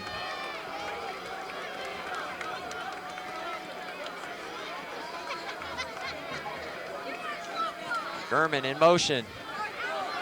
Neary keeps, steps up, finds the hole, it gets to the outside, and it's taken down, but not before he's got the first down. Right, saving tackle by 22 for Damadia. Neary almost had it. Fine cut back across the grain by Neary there. Mark Neary showing you something there. He's one step from taking it. Another first down for East Brunswick. They're in Cherokee territory at the 45. Boy, East Brunswick badly needs points. 4:30 remaining in the 3rd quarter. Neary drops back, looks over the middle, intercepted, and then dropped. What are they going to call? He was looking for a Gurman, but boy, it looks like I guess that's Amato had it, and then it was actually stripped from his hands. Tom Gurman, give him some credit, really heads up, because Amato did have it, and Tom just ripped it out of the sands. Right? 2nd and 10.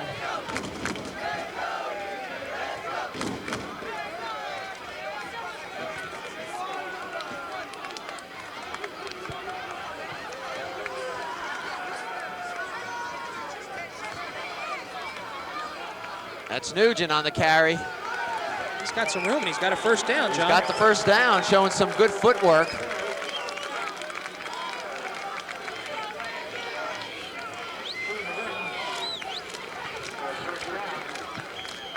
Well, this is easily East Brunswick's best drive.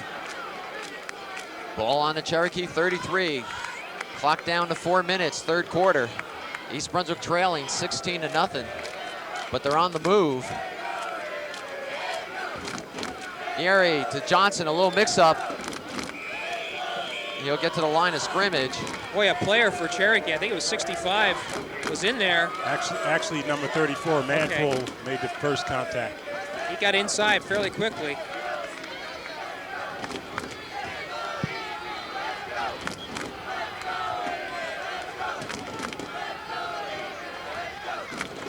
Second and 10.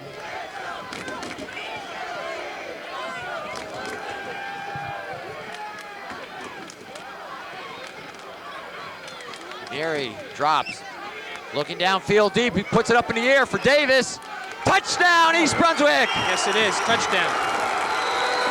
Nice pass and a nice catch by Davis. And you have to think with the 16 points for Cherokee that East Brunswick's going to probably go for 2 on this. R.J. Davis, an all Red Conference first team player last year, 5 touchdowns, and coming up with the big catch today here. Good concentration by Davis, and the ball was on the money, Phil. Neary with a nice pass. All right, East Brunswick's going to call a timeout here. I think they want to talk about it. That'll be their 2nd timeout. Right. I'm sure Borden's talking about going for 2 on this. Well, you see Scott Camera going in the game, the tight end, and this would be the first time they have the tight end in the game today, so they probably are going for the 2. Are they using Camera as a tight end or as a back? I think they're using him as a tight end. Tight end, yeah. Okay. And Neary's being called back in too.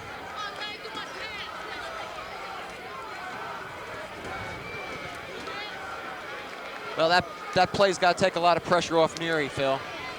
It's got to take a lot of pressure off the team in general. The nice drive. They're moving the ball. They've loosened up a little bit.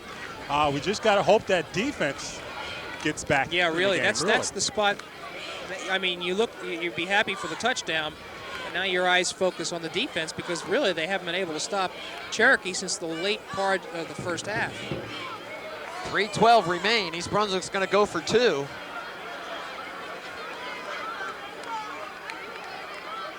Nugent in the backfield with Neary, and they brought Kammerer in as a tight end. My guess is there'll be something to the right, or to the right side anyway, with Kammerer. Whoa. Davis is late coming onto the field. Gets there in time, however. Johnson will go in motion. Neary rolls right, keeps. And he's going to be dropped. Tries to throw the ball out, but too little, too late. And Davis may have been hurt on that play. I mean, Johnson. Yes, he was. He was popped good. He wasn't expecting it. And he might have had the wind knocked out of him here. A little disorganization there in that 2-point try. Well, what actually had happened, you remember R.J. Davis had caught the touchdown pass, had come back to the bench. Normally after the touchdown, you kick the extra point. Wasn't expecting to be in there on the 2-point conversion try. By the time he got notified, he got out there. Well, I think it's the coaches that should make the players aware that it's going to be a 2-point try and get these players out there on the field. Point well taken, Jim. However, as I said, Davis. Johnson was just lambasted. I think what was happening was Neary was trying to, and he knew he was going to be tackled, and it would being a 2-point conversion. He tried to flip the ball off to Johnson, who really thought the play was over, wasn't expecting it, and I think he got hit fairly hard. Well, as I saw, let's just Jim, hope this is not a knee injury of any sort. As I saw, Neary actually fumbled the ball, and Johnson was going to pick the ball up and just got nailed. As he was. Well, I think Neary was down. His knees were already down. It was kind of a desperate move, even though it was after the fact. And you're right, Phil. Now that we have 3 different views of this. Well, a late whistle, actually. I mean, yeah. He was down and then almost on his back tried to flip the ball out. Well, it was kind of said and done. Of more immediate concern is Varnell Johnson. Really? He seems to be okay. I was looking to see if this might have been some sort of leg injury. I'll throw a further monkey wrench. I was looking for a pass. You know, you got Kammerer in there, Johnson, Davis. I was a little surprised by the option. It could have very well been a pass, but I think Neary might have saw something, and you know he doesn't have a whole heck of a lot of experience, and he just might have just decided, I'm going to take this ball and run it in. It had to be a run, John, if the tight end is coming in. We were talking earlier about the run and shoot itself. The purists believe that if you're going to do the run and shoot, that you should do it all the time, whether you're on the 40-yard line or the 2-yard line. We're doing the E-bone, which is a combination of the run and shoot and the wishbone, and they changed up here. Brought the tight end. Neary swept to try to make it, nearly made it, and it just didn't come off. Varnell Johnson coming off the field, and we're glad to see that. Walking a little gingerly, but appears that it may not be as serious as we thought. Well, let's go back to the action here, and that is something mentioned a few minutes ago. It's going to be now up to the East Brunswick defense to shut him down and get that ball back for the Bears. We have 3:12 remaining in the third quarter. 16-6. Lippincott will move out to his left from his own 20. It's got a seam there. And he'll be tripped up around his own 40. And field position has really been a factor tonight. It's true. The kicks have not been long. And, boy, we've been kind of spoiled in the last couple of years. Some of the good kickers. And now you're going to ask me which ones. Oh, Lord. Well, it'll be interesting to see if John Scott tries to take advantage of the fact that Varnell Johnson is not in the game at his defensive slot. Right.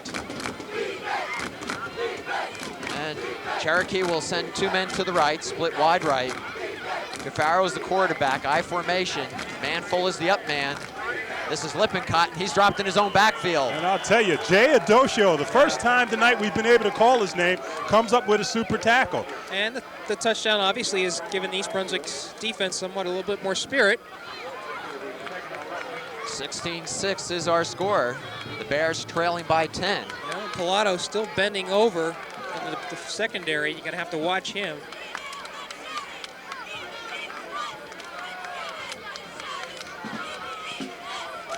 The loss of a yard. It's 2nd 11 from the Cherokee 40. Farrow drops back, being pressured. He's dropped, fumble. East Brunswick has it, I believe. Yes, they do. Kammer is the one that caused that fumble. They got to give it to East Brunswick. Yes, East Brunswick. Let's see who gets off that pile. 71. 71 for East Brunswick. Okay. Anthony Gerbavac. Gerbavac, the super soft. All right, a great opportunity for the Bears. 1:58 left, but they have the ball on the Cherokee 31-yard line. Second fumble recovered by East Brunswick tonight. And the game gets a little interesting now.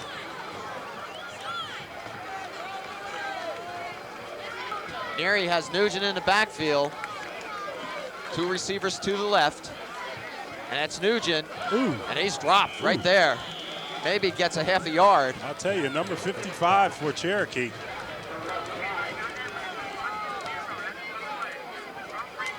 Canataro.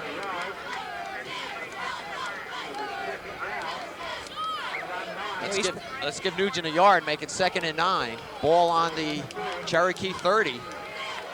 Big opportunity for the Bears. Clock's running, John. 1 minute left, third quarter.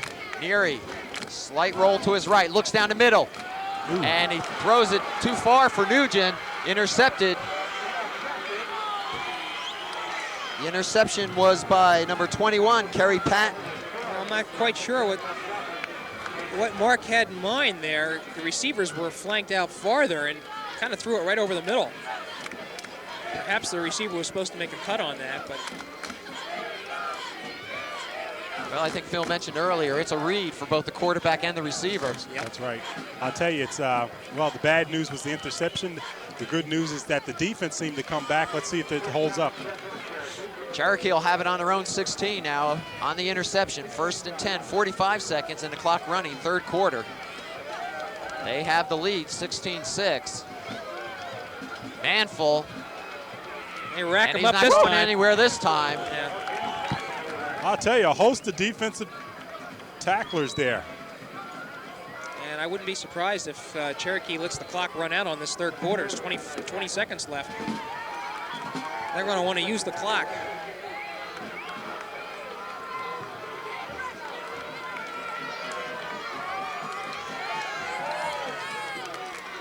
Certainly taking their time, clock down to 7 seconds. And this play will not get off. And that'll do it for the third quarter. So we go to the final 12 minutes. East Brunswick trailing by 10, 16-6. But I get a sense the mojo, as they say, has changed. Well, let's hope so. The defense seems to have come alive, and they're doing the job. If they can get the ball back into the offense's hands, we may have something happen here. They got to hold up, however. Yeah.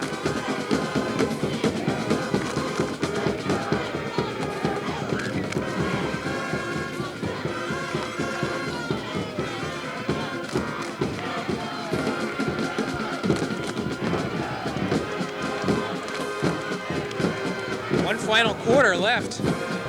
16-6 the score, John. And I think East Brunswick cannot afford the luxury of taking its time. I think they're going to have to play hurry up when they do get the opportunity to get the ball. Well, they certainly need to keep their composure. A lot can happen, particularly in high school ball, as we just saw. Yep. Certainly a turnover down here will be another break for East Brunswick, and that's what they really need to look for. We'll see what Cherokee comes out with in terms of their strategy. It may be man full left and man full right. It'll be 2nd and 11 for the Chiefs. Manful's not in the backfield. Well, he's been going both ways. They need to give him a little break. Gaffaro, however, will try to put it in the air, and he does. And out of the hands of Botvinus. And I'll tell you what, that's a gutsy call there for a couple of reasons. Stops the clock, and Cherokee really does want the clock to be moving. Well, we were wondering when John Scott might try to exploit the fact that Vernell Johnson was not in at his defensive spot, and he tried it right there. Cafaro was just a little long on that pass, but if he hit his receiver, I guess that was 85 Manning, he would have had clear sailing. 3rd and 11, big play for the Bears here. Cherokee on their own 15. They hold them and they can get that ball back in relatively good field position.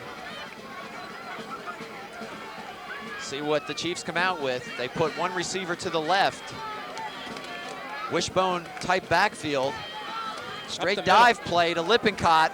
Boy, look at him go. He jukes his way, and now it's a foot race. And nobody's going to Pilato, catch him. no one. Look at him move. 29 has a chance for the Bears, and he makes the, is he in? Short of the goal line. 1-1. And who was that? That was Jim Varick, a sophomore. Wow. What speed that was. I'll tell you, I'm impressed with the run, but I'm impressed with the tackle. He came out of nowhere. He came out of nowhere showing great speed. And Lippincott is injured on that play. Who's the young man for the Bears? Varick, Jim Varick, just number a 29, a sophomore quarterback candidate as he's listed here.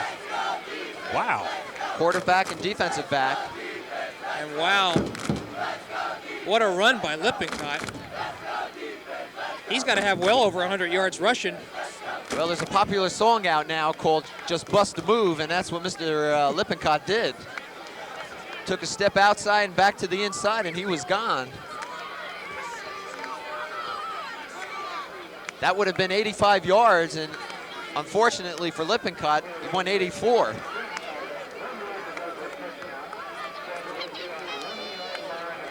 And they seem to be working on his leg. I'll tell you what, Phil, if they give it to anyone but Manful, I'll jump out of this booth. Jim Varick, a sophomore, 5'10", 160. Jim Varick was the young man they tried to pick on the play before. And I'll tell you, it's very seldom you see somebody come up and accelerate like that, huh?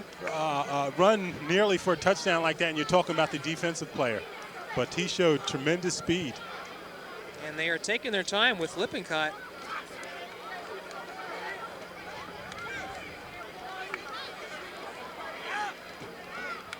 Well, I think what needs to be faced here is Lippincott is being helped off. And he needs assistance on that leg. Boy, that's unfortunate, really. Fine run like that. You know, you love the tackle that Varick made. But it doesn't look like Lippincott's going to be back in the game. Well, I think quite honestly, they may not need him. I think John Scott's not worried about this game. I think he's worried about the season. Right.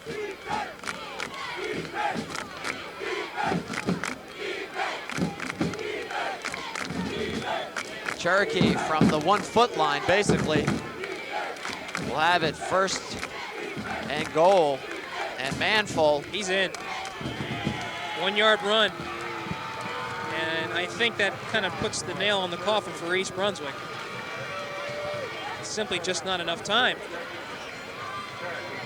22-6 the score. Keep in mind, too, East Brunswick has used 2 timeouts this half. That's important. So the Bears down 22-6. With Cohen coming out for Cherokee for the extra point. And that was the straw that broke the back, I think. East Brunswick rebounding after 2 quick scores in the 3rd quarter by Cherokee to get back into the game.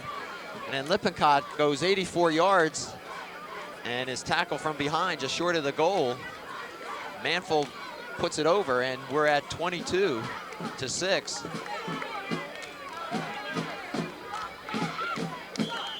Offsides by Kammerer. Or he was drawn off, we'll see. Regardless, what initially was a defensive struggle the first half has turned out to be highly offensive the second half. Offensive. And offensive. Yeah. You're right.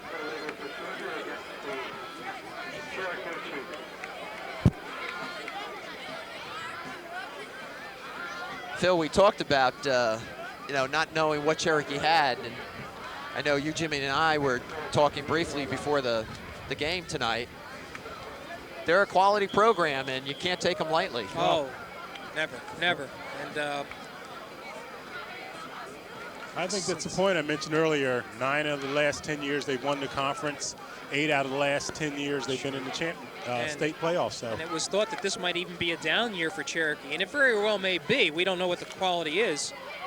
Boy, he booted that one, didn't he? Wow. Oh, that would have been a 50-yard field goal, I believe. Cohen showing his foot. Extra point, 23-6.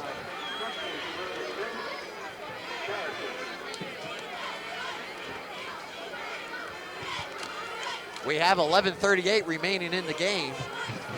But now, you know, one of the criticisms, Phil, and I don't mean it of East Brunswick, but just of a wishbone or option offense, is when you have to play catch-up. Yeah, well, they won't be using the wishbone. They'll be using the run and shoot, and the run and shoot you can catch up with. It's a wide open offense. They just haven't been able to get on track, though, John.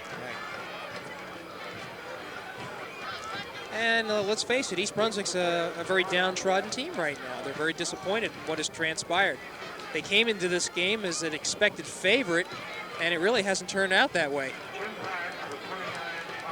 I'll say this, and despite the score, I do think East Brunswick looks better than what we saw last year. I think it's a young team. Oh, it's the first game of the year, too. Mistakes certainly haven't helped, but I like what I'm seeing out there. And it could be a very exciting year this year. Cohen to kick it off. And interesting, Varick is back deep with Pilato. Well, Johnson is on the bench right now. Well, I'll tell you, John, it's early. I don't like what I see out there. Seriously, I mean, you know, we talk about high expectations. We know these players and whatnot. They had a fine preseason. Somehow it just has not come together. You got to give Cherokee some credit for it, but there seems to be some letdowns. I'm looking around. There's people with their heads down, a step slower here. Right, and this is the first game of the season, and East Brunswick is going to have to play it slate, and they're going to have to be playing it against some quality clubs. Next week, they're going to be at Piscataway, and Piscataway is an improved club. East Brunswick leads that series 3-1, but they're going to have to get it together. All right, we'll do it all over again after the penalty. And Cohen, what a foot. That'll be Varick at about the 8-yard line. Slips down, and his knee did touch at the 5, I believe. Phil, you get the feeling we're going to be seeing more of Varick this year. He's young. With speed like that, you got to find some place to let the young man play. Varnell Johnson is still sitting on the bench. He's out. It looks like he's out of the game for the remainder of the game. He's taking his shirt off. He might have really hurt himself. We're not quite sure what. Well, he got whacked on that shoulder early in the game, and then he got hit again on it. Well, the Bears in a hole here. They'll be starting from their own 5-yard line with 11:15 left in the game.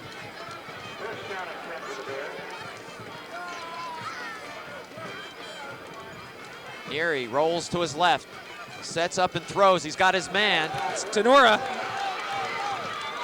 Tenora picks up big yardage and the first down. Got him out of the hole. Yeah, Brian Tenora showing some fine moves there.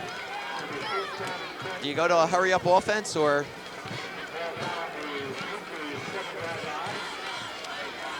Davis and Tenora come wide right.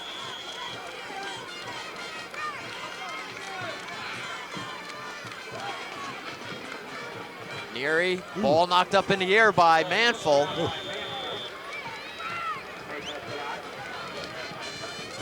I think they've seen enough of Mr. Manful tonight. He's been a... Go ahead, say it, Phil. Nope, I won't. I will. He's been a handful. Quality player, though, no doubt about it. No doubt about it. He is a Division I prospect. 2nd and 10 for the Bears on their own 27.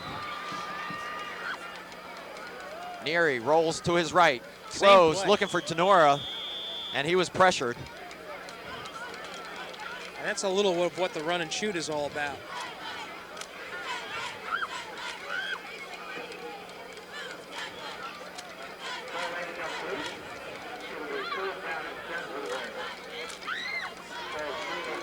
East Brunswick already in a third down situation.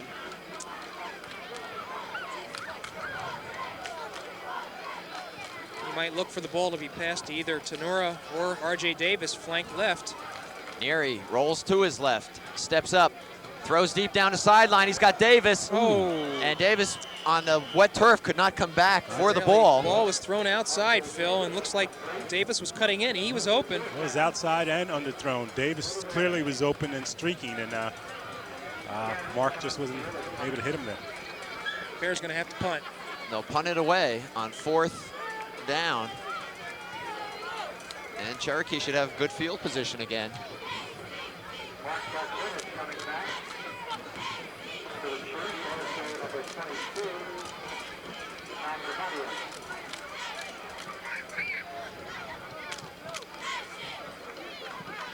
Cairns gets off the punt. And Cherokee flag is thrown. Late flag. Ball comes to rest at the Cherokee 45. Boy, East Brunswick doesn't need a penalty here. Well, I think they're pointing to a Cherokee player on this one. Blocking below the waist against Cherokee. So that'll move them back. I believe that's their first penalty tonight. Right, and I think it occurred after the kick. Well, and John Scott had said he wanted to come in the game. In order to beat East Brunswick, they have to minimize their mistakes. They cannot make mistakes, and they've played a relatively penalty-free game. Well, it looks like it's before. And if that be the case, East Brunswick ought to be able to get a first down out of this. You know, the lateness I can't understand how it could be before well, the kick. The flag was thrown rather late, and which makes you think that it was after the punt had already been kicked. But, Red Losowitz marking off the yardage. We're going to just watch this play. And you know they're right. You know the officials are right. I mean, 4 of the 5 officials out there are from South River, so you know they're calling the That answers right the thing. question. Yeah, that's Phil, right. Phil, you've been very good tonight. I have. I'd like you to explain to me a clip before a punt, but anyway, East Brunswick gets it 1st and 10. Neary looking over the middle. Tenora makes a nice catch on a tipped ball. Yeah, it was tipped. I think Manful's the one who tipped it again. And I don't think the ball was intended for Tenora. I think they're looking for Pilato. It'll be 2nd down for the Bears. 2nd and about, let's call it 4. Ball on their own 48-yard line. Clock running. 9:40 left in the game. East Brunswick down 23-6. Little counter move. Pilato crosses midfield. Be short of the first down.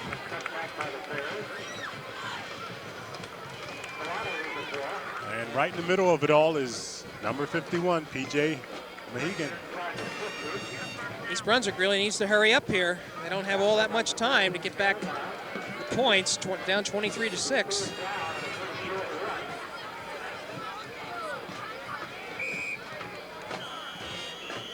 And a delay. Oh no, official timeout. For what? 32 is going off the field.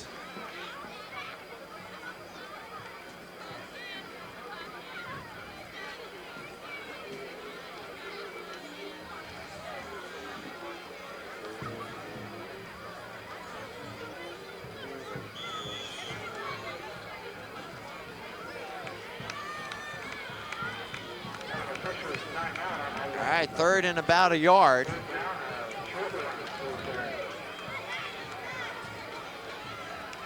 Neary to Nugent. I'm sorry, not Nugent. That's number 20 for East Brunswick, Anthony Billings. Billings has the first down as he bounces to the outside. Nice carry. It appeared that Anthony was stopped at the line, but he was able to squeeze through and get that yardage.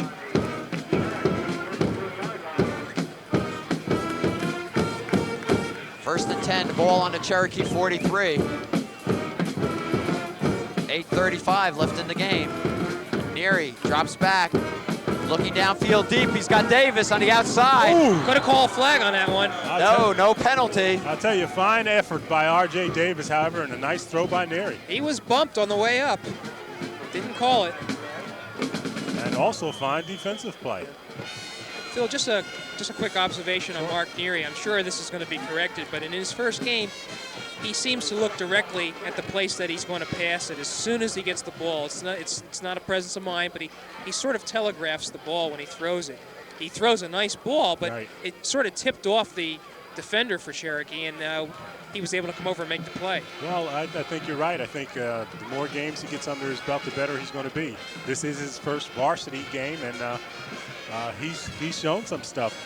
But in defense of Neary, I'll say this. In a run-and-shoot offense, the quarterback has to read as well as the receivers. Exactly. So in a way, he's reading where that receiver is breaking, unlike set patterns where 15 yards and the man is hooking, that he's going to be in that vicinity. That's not necessarily true on a run and shoot. Yeah, I'm not sure. I think probably just their slot backs are doing the reading, John. I think the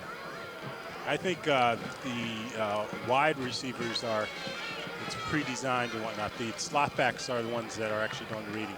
All right. But I mean, Neary's the one that needs to read. Well, the defender for Cherokee, boy, they're going down tonight. Well, the field is very slippery Yeah. from the humidity. And if that's 21, that's Kerry Patton, and who came up with an interception earlier in the game. Played a fine yes, he game did. tonight. He did play a fine game. They'll resume action here. 2nd and 10 for the Bears. Ball on a Cherokee 43. 8:27 remaining. Boy, Cherokee only has 2 men on the line of scrimmage.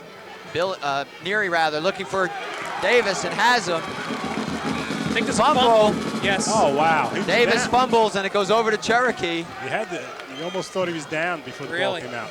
And you know who came up on that was 51. That was Mahagan, so Davis was hit by Mahagan. Jeez.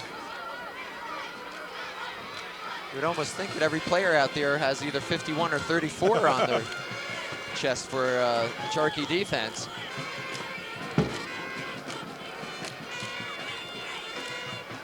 So the ball goes over to the Chiefs on their own 19. And I don't see anything fancy happening here. Of course, I've said that a couple of times, and Cafaro's come out throwing.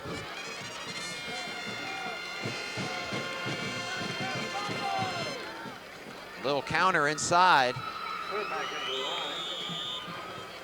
That's Tom Daly, number 33.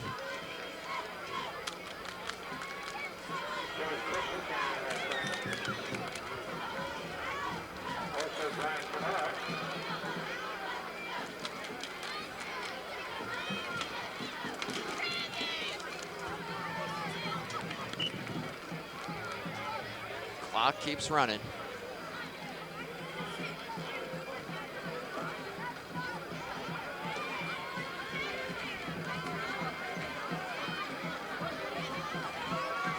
Second down and 6 for the Chiefs.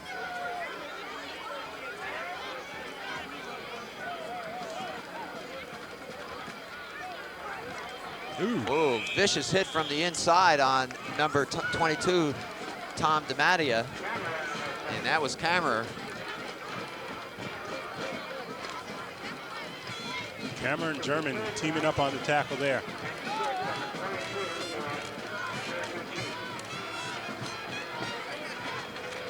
Well, it would appear that the Cherokee jinx still exists. Continues. And I'm not sure it's as much a jink as it's just pure hard football. So this probably is going to be, well, it's the 5th year in a row that East Brunswick opens its season without a victory.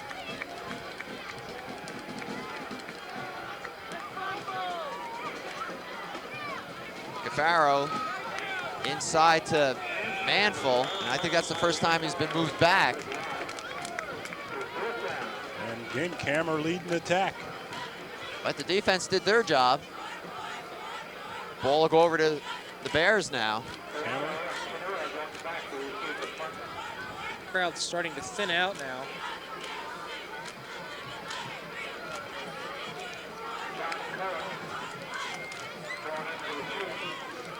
East Brunswick would really like to block this kick if they possibly could.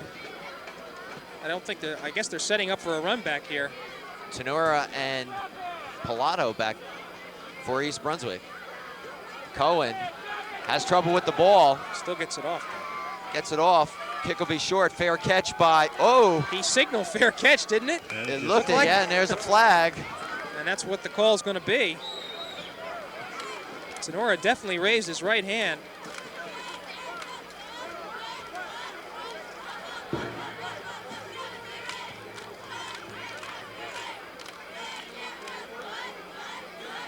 Marcus Borden trying to get the referee's attention to say that he did not call the fair catch. I think he's going to lose that argument. Well, either Brian Sonora was wiping away a mosquito or that was a fair catch call. Yeah, I don't think there was much doubt about that.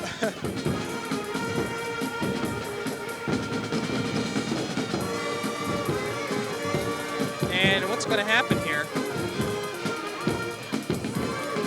It's like they're bringing the ball back.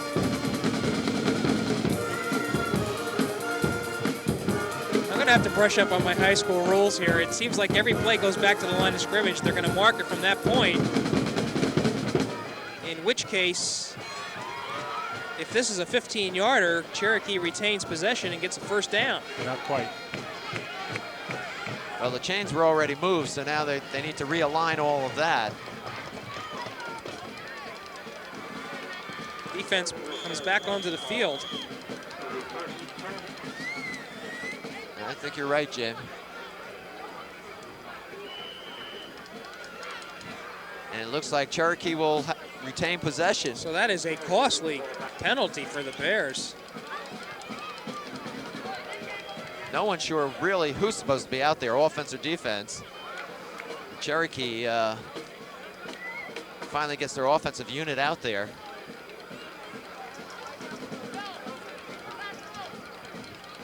Well, they're talking about it, and players are shuffling in and out. And here comes Cafaro. well, he finally decides to come onto the field. I must say there's been a little bit of hesitancy on the part of the officiating crew tonight. I beg your pardon. I think they've done a fine job. Oh, that's right. They're from South River. Oop, juggled the ball there. I think that was Daly, number 33. Ball is loose, but I think it's after the fact. Clock going. Inside of 5 minutes now.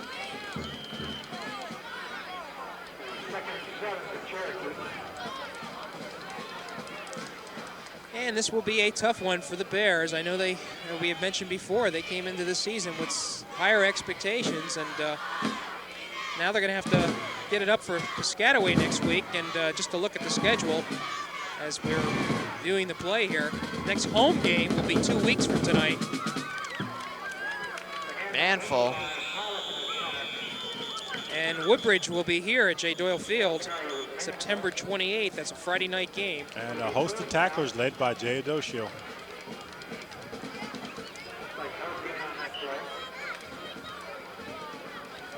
That'll bring up a 3rd and 7 for the Chiefs.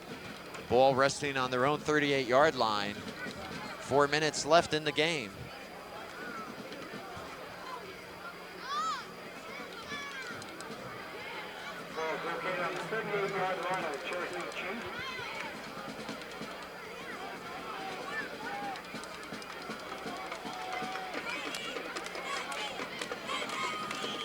Everyone jumping there. I think it'll go against Cherokee, however.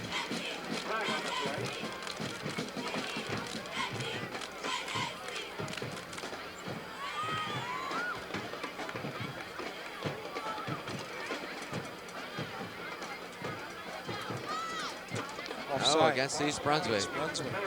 So nothing going East Brunswick's way tonight. I'll tell you that. And I think Marcus Borden's going to be analyzing these films to see what he can do here, because there has been an inordinate amount of mistakes by the Bears tonight that have cost them, definitely cost them some opportunities.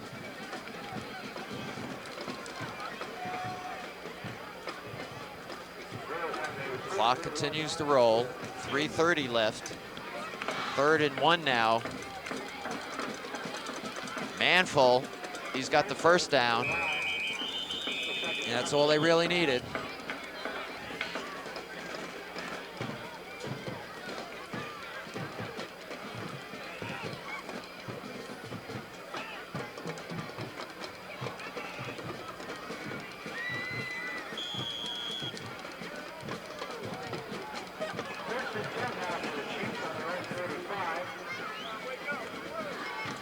So Cherokee will retain possession.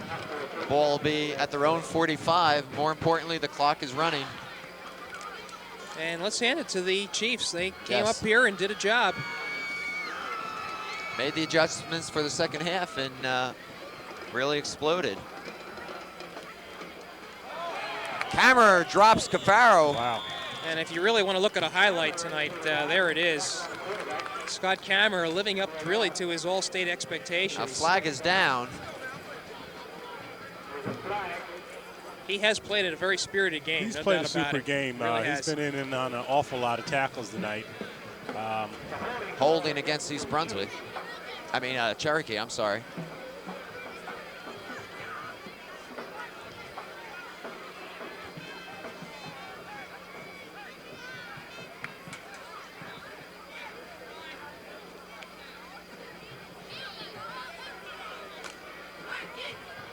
And it's declined by East Brunswick.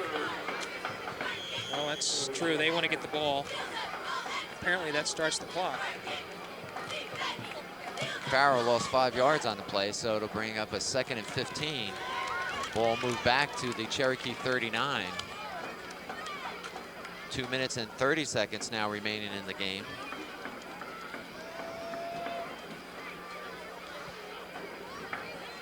As the game comes to an end, I'm asking you to be careful marching down from the stands. Be very careful and take the directions of the police area to get you off campus as quickly as possible.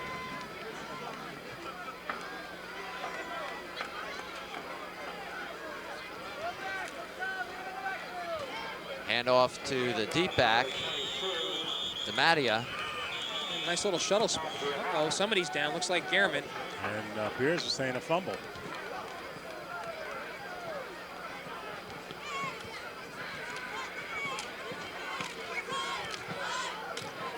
He's up now. It's 3rd down for Cherokee, 11 to go for the first. But we're down to 1:30. And should East Brunswick get the ball back on offense, they'll have very little time really to do anything. Our score is 23-6, Cherokee on top. What started out as a well-played defensive game, the first half turned into an offensive explosion for Cherokee. Nadia dancing around, does nothing more than eat up the clock. And East Brunswick, do they have any timeouts left? I believe they have one. One, yeah. So they really can't do too much to stop the clock here, and of course Cherokee's going to take his time. I would be not be surprised to see if they take a penalty here. Clock down to 42 seconds.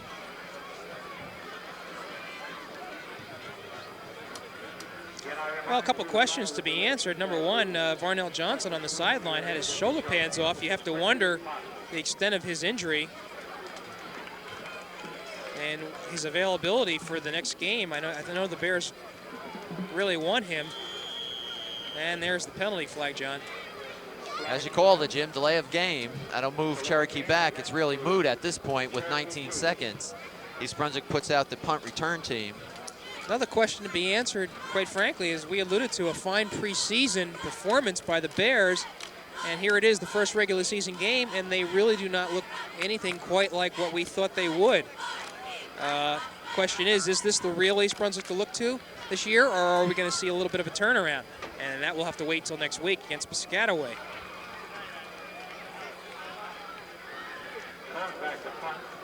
Cohen. Almost blocked, but he gets off a beauty. What a punt. Woo. And Pilato will let it go. And that's just eating up the clock.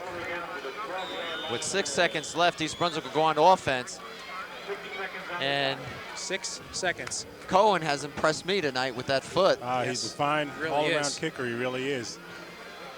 And you got to look at Cherokee and see how well they're going to do in the South Jersey football. Really, they do have a lot of good strength. They they looked awfully Fine. good here tonight. I'm just wondering what happened. To the Bears. I'm just right. Well, there's the Right. clock And right the clock there. runs out on East Brunswick. Bears And weren't able to get a play off there. the final is 23 Cherokee, East Brunswick 6. Disappointing first opening season loss, John. Really is. And Marcus Borden will definitely go back to the drawing board and find out what went wrong. I think the thing that we noted, Phil, was that late in the first half, Right. after the defense really stymieing Cherokee, suddenly the holes opened up and Manful was getting bursts of 10, 15 yards. Right. And it continued in the second half. East Brunswick really wasn't able to shut it down except for a couple times. Towards the end of the third quarter and early on in the fourth quarter, they showed something. Yeah. But you got to wonder, and you got to really be concerned. I have to believe this is as bitter a defeat as any that they've had in a while. For opening season, for well, certainly. they came in with all sorts of expectations. You know how hard Marcus Borden has worked with these young men, and you got to wonder how they're going to react to this. Exactly. Are they going to rebound? Piscataway has a lot of material. They're potent. And they're going to be tough next week. So just how is this team going to react to it? Well, I think Jimmy hit it. Certainly there are a lot of questions to be answered, and very few were answered tonight against a fine Cherokee team. East Brunswick looking now at Piscataway, and will have a week to get their act together, so to speak. We will not be covering that Piscataway game, but we will be back here home when East Brunswick returns to take on Woodbridge. Again, the final from J. Doyle Field, Cherokee 23, East Brunswick 6. And we'll just have to see. First game, maybe it's just one of those things. Well, it's nothing unusual because East Brunswick hasn't won an opening game since 1985 against Brick Township. So, nothing new, really. Well, they came out with their green pants. Maybe it didn't help them tonight, but it may help them during the season, and we've got a lot of time yet ahead of us. Exactly. Well, that'll do it here at J. Doyle Field. The final again, East Brunswick 6, Cherokee 23. Opening night loss, opening season loss for the Bears. They will be on the road next week at Piscataway. And so for Phil Hill and Jim Allinder, I'm John Meggiolaro saying thanks for being with us.